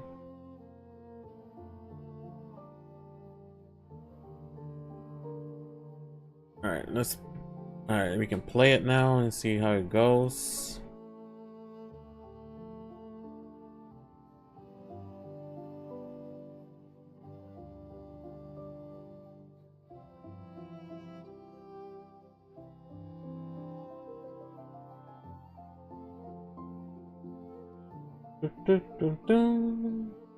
Alright. There we go. It is working now. Nice. Now we got all of these trees doing this thing.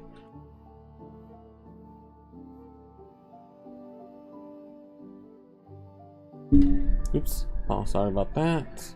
Cool. So now that I got that working.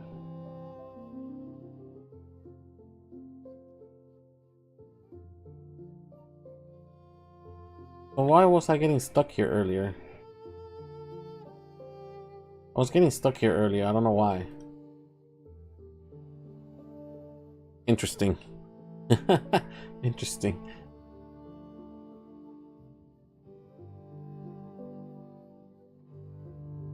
Oh, cool. Another thing I would like to add as well. How do I want to handle that case? So right now, I don't know if I want to do it right now though.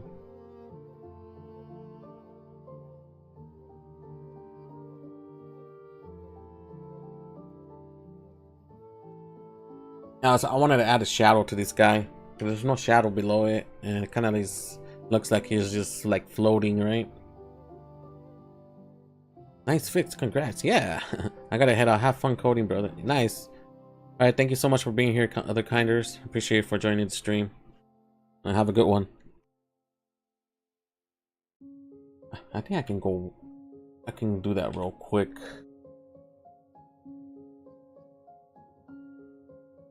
We can do that real quick.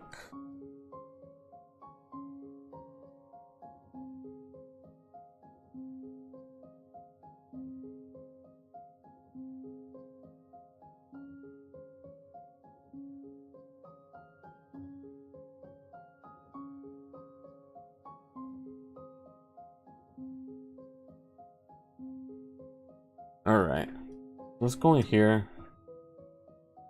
Do my Aseprite stuff in here. And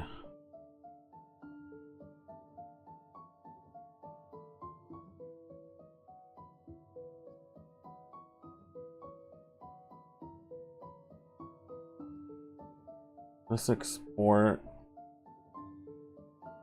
write sheets.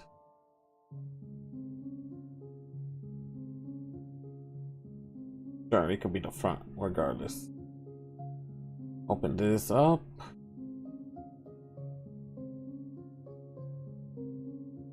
And this is 16, so it's 32 by 32. And create a new scene here.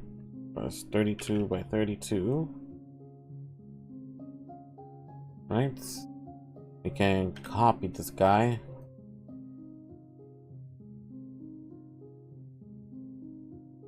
put him in here temporarily.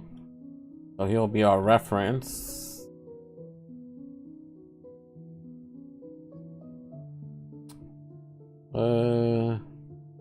A new layer. And I would like to be able to render this. I would like to make it so that's not. Let's go with 100 and see how that actually looks like.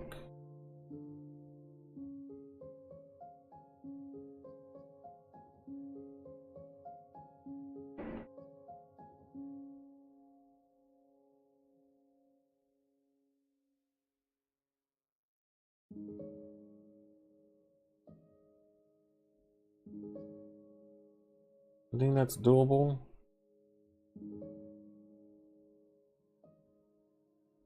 Of course, I'm oops. I'm gonna fill all this up here.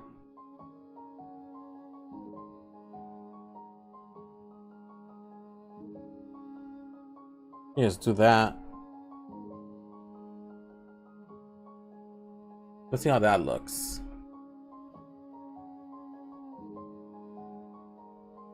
Or export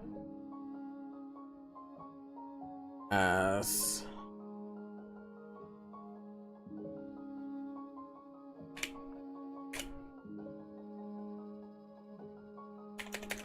character shadow PNG, and we'll pass it into my game assets, arts. I guess I could put it in character. I'll just save it in here, character shadow.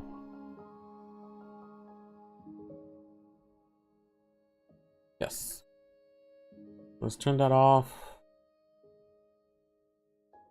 And let's find it in here. And see how that looks.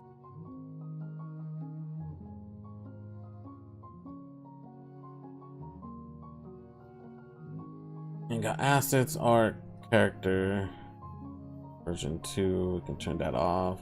Character shadow, okay, I see it here.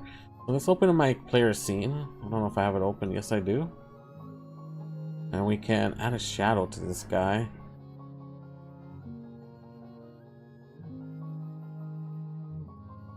Let's add a node. It can just be a regular sprite sheet for now. If I do ever decide to do some type of animation, I don't think so. I think what I would do is just scale it a little bit. And I want this to be rendered behind them, so it will be right here. You have a shadow. And pass in that character shadow in here. And I want the shadow to be a -12 like this guy. Or actually I could put it inside layout. No, I don't want to mess that up, because I'm iterating through it and I don't want to mess it up. So we'll do -12.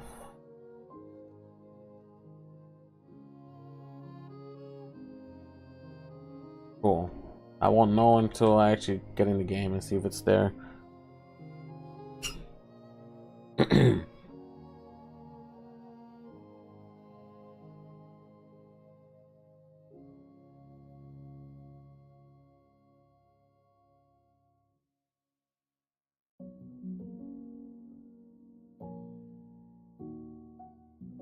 Now let's load into the game.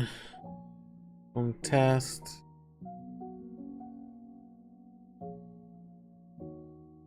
Oh, there we go. Sweet. Now we have a little tiny shadow on him. That actually looks so much better now. It has been a long waiting for a shadow for this guy. It makes him look more grounded now. But I can do some type of animations over time. Maybe when it's not like scaling it a little bit. So if it runs, maybe it gets smaller or whatever. Or it gets lagged behind a little bit.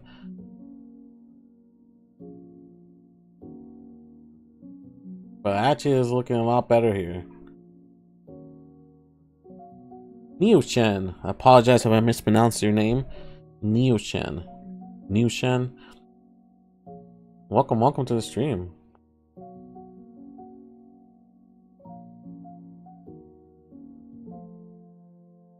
cool. This is looking great already. So we did some performance optimizations here today. It's not great still, but it's a lot better than it was before. And I don't need to see it like freeze up for a second. I mean, it still does it a little bit though, huh? What else did I add that makes this happen? I think something else came up right now that I'm doing that's doing this little hitch here. There's something else I added recently that made that happen actually. Because I wasn't doing this crazy. It wasn't this crazy earlier when I fixed it.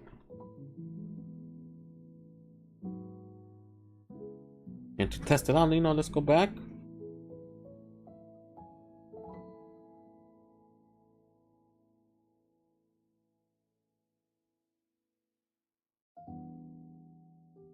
Let's go back to the code. Now, you know what? Let's just comment this off.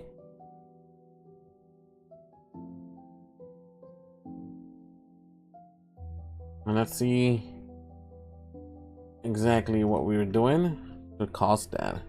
Did you say it correct, even if it's German? Ooh, is it German? Change the suffix to make something cute. I agree. I did better than others. Nice. So you can say new or Nicole. Okay. I appreciate that, New Chan.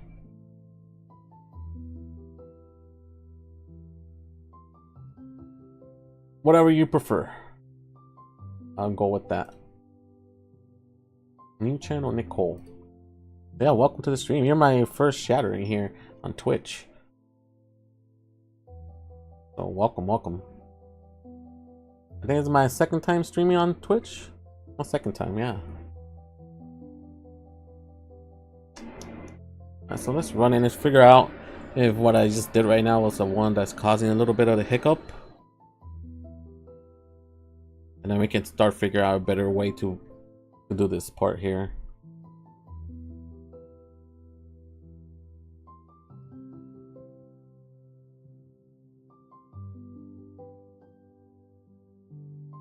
Yeah, it was definitely that. You can see that it's not a hitch anymore.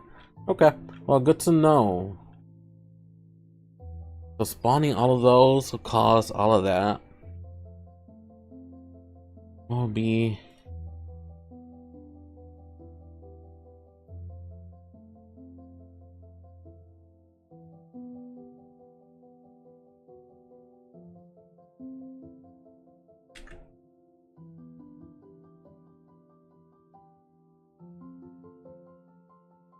we go to my Godot scripts here. Right, I have a pool for them, so something's happening to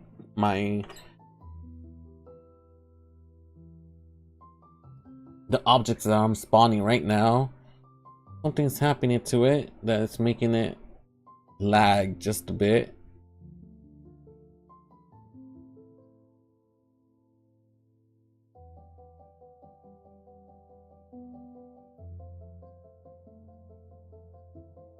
Anything specific or something's happening within the actual script. We got a process, if it's active, it has a tile layer.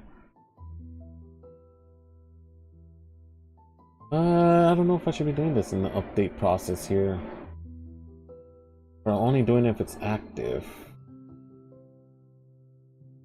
Okay. But if it's active,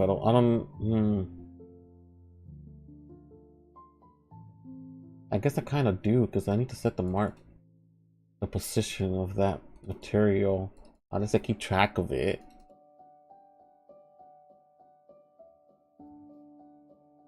You know, one thing I can do though is I can create a global parameter for my player position.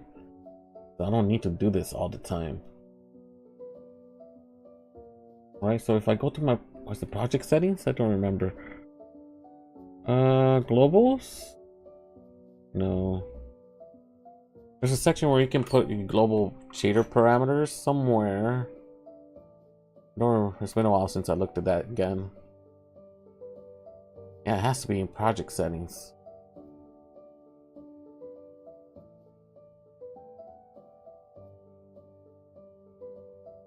It's not implement, it's not global since I just went through that.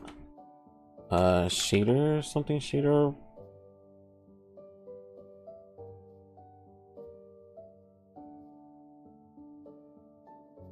Let's look it up. Let's look it up, I guess.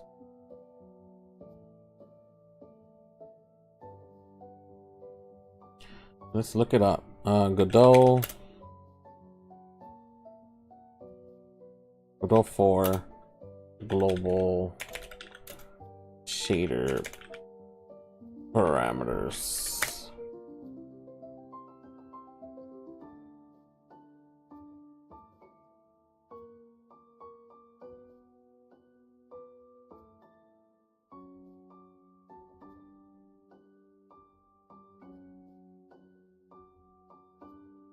Yeah, I know how to do that, but where do you set it at?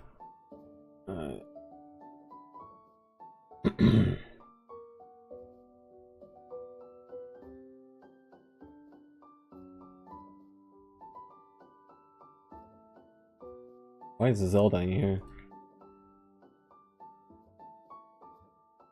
It's cool though.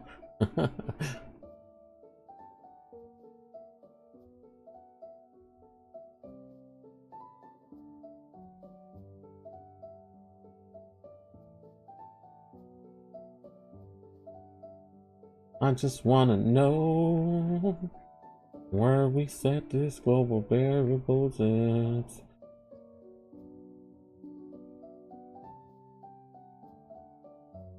Can someone tell me where it's at?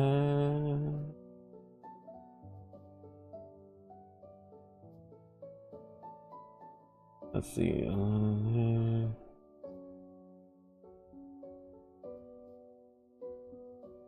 Shader globals. Override can be used. All shaders can be. Yeah, but it doesn't tell you where. Alright, this guy's asking for it. Maybe this guy.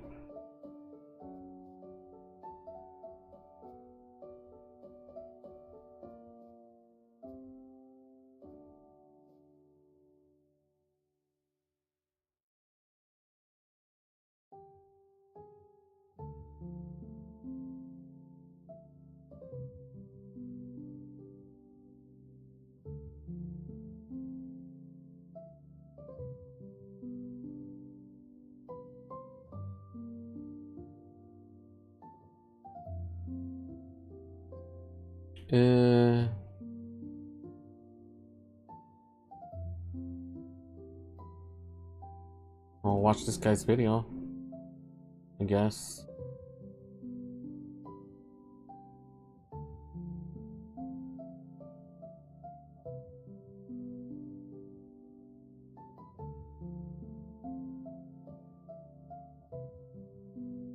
Do you even set it though? Oops, I think is that it? What is shader globals in project settings? Why do I not have that? Next to auto load, did I miss it? Am I tripping? What's going on? There's no shader globals here. Oh, it's a tab under it. Interesting. Oh yeah. Oh yeah.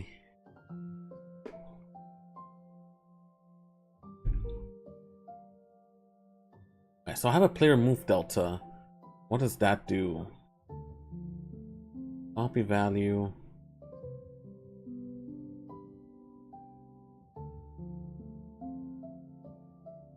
Trying to figure out why do I have move delta? Is that just the difference of how much I moved previously?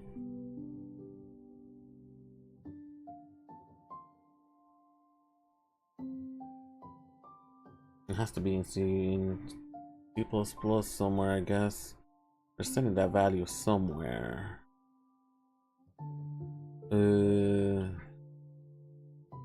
That character, there should be a player class somewhere here. Oops. That's not what I copied.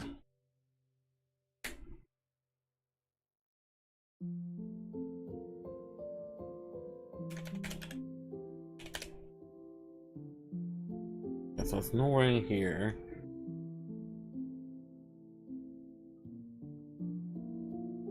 Player move delta, so it might be somewhere. Maybe in my game manager class. It can also be done there. Either in here or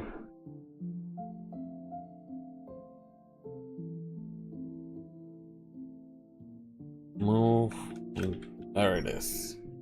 So delta. What am I using this for? Oh, for the I see. I got a delta that gets a player from the start level. Got it. But he sets it to the foggy area. So that's not exactly what I want to set though. So what I want to do is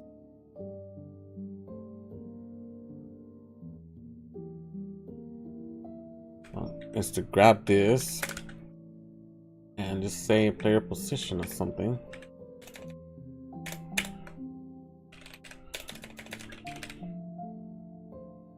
And I just grab the global position of this guy. And that's what we're setting to it. And let's build that.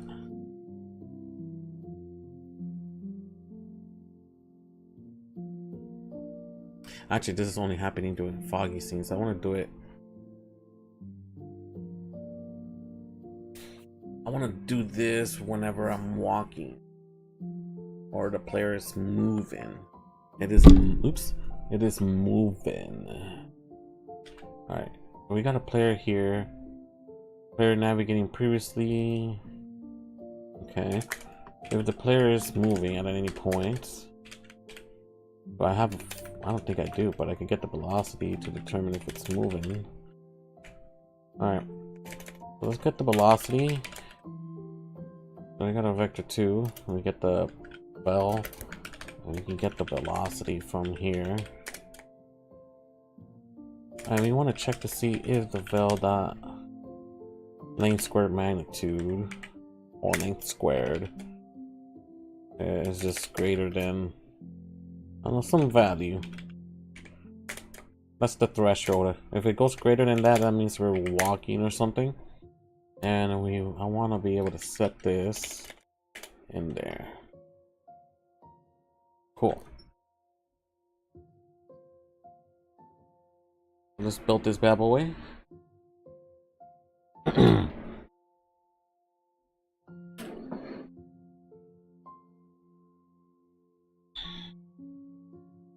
My headset just died.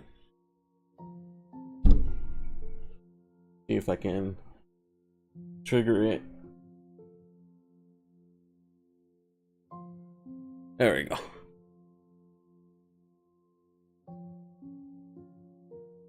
Alright. Oops, got denied. And that's because it's running in the background. Let's build this again.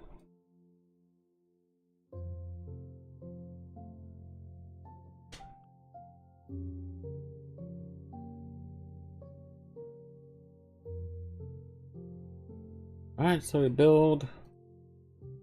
And then let's go back to wherever we were at earlier.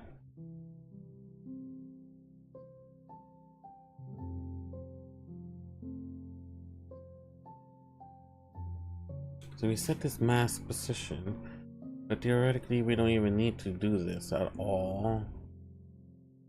Maybe I do want to check to see if I should be removing it. Check for state removal. Not tile data. It grabs it. Checks to see if it can be transparent, otherwise it takes it off. Got it.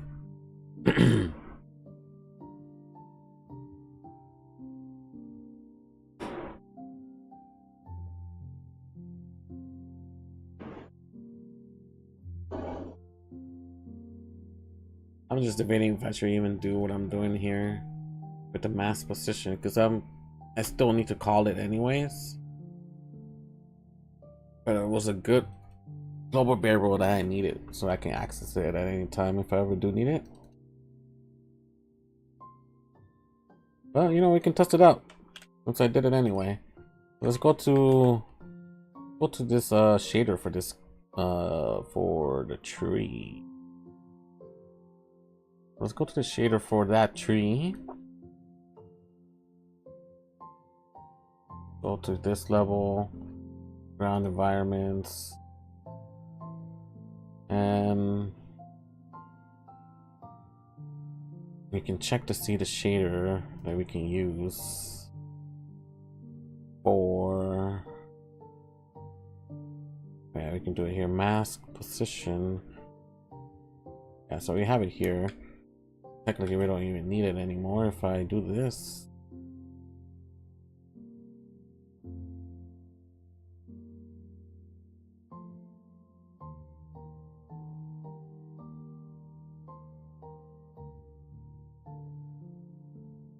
There's gotta be a way to initialize it though. Is this called global? Maybe it's global position here. Global uniform vector vec2 other player position. I just set it up. I can actually not do that.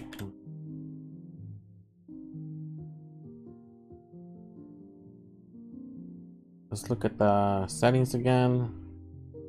Oh, because I never added it. Okay, so let's add a vector2. Vector2, call it player position. Added. Set it like that.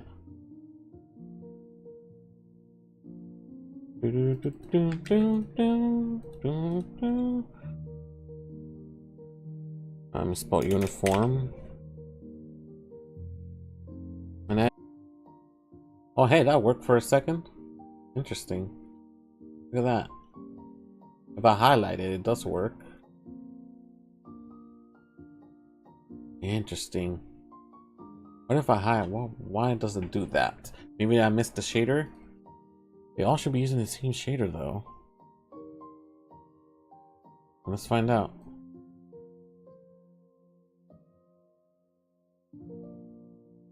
So I did it for that. Let's test that out. Oh, you know what? Oh yeah, they all should be using the same shader though. They is using the same shader. If I go in here, and now I'm using the player position now.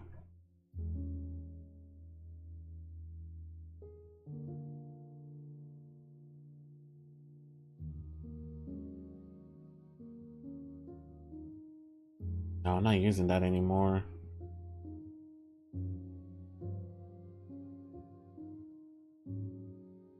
Interesting. Wondering if some trees are not using it. They're all using the same shader. Interesting.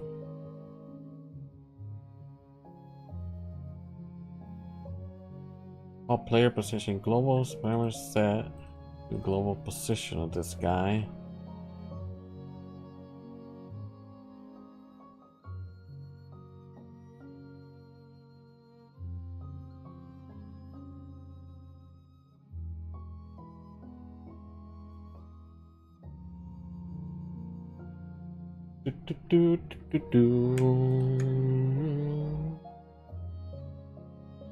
Mask position resetting here. Very interesting that does not work. But it works if I put my mouse over that tree, it works.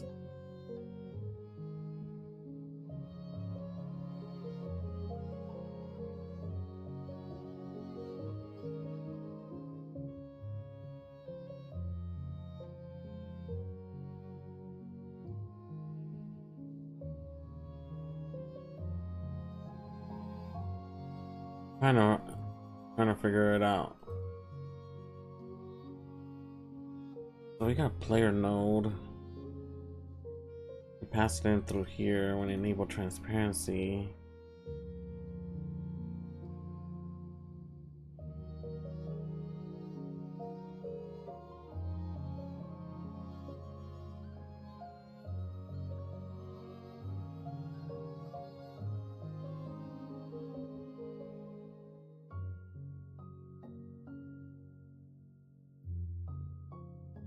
find that very weird.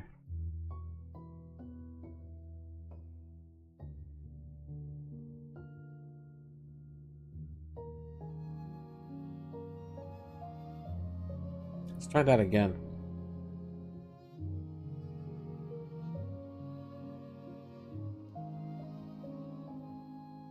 Did the stream restart? This is 2 minutes now.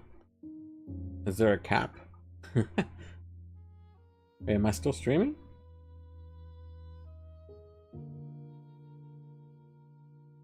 Ah, it's gone now. There we go.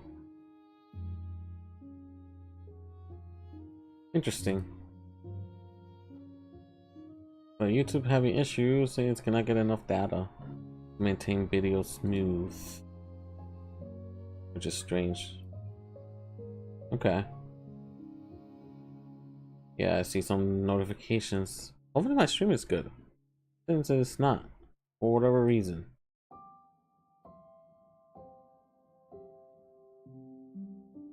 But I think it's probably because I've been streaming for a while now. I just want to see what's going on here. I may have to just come back to this another time. Why is it that when I highlight it, it works? I don't get it. It's so strange. I think I is missing something, and I don't know.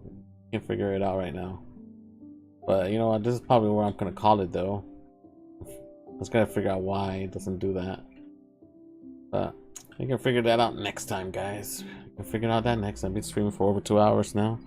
I need to stretch my legs right now. Take a little break, and we'll continue this next time. But cool, we did some fixes with performance.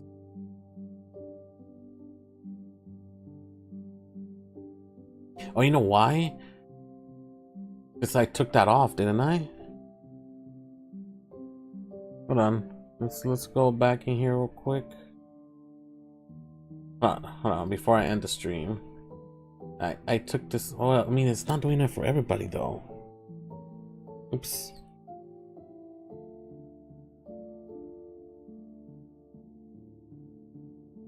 It's not doing it for everybody. It's just. Oh, we'll see. We'll see how it looks like right now. It might be that.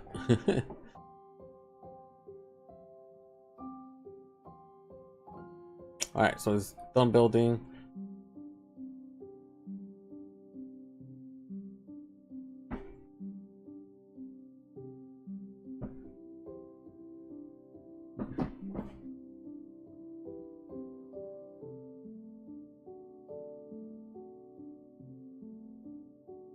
Let's go in here.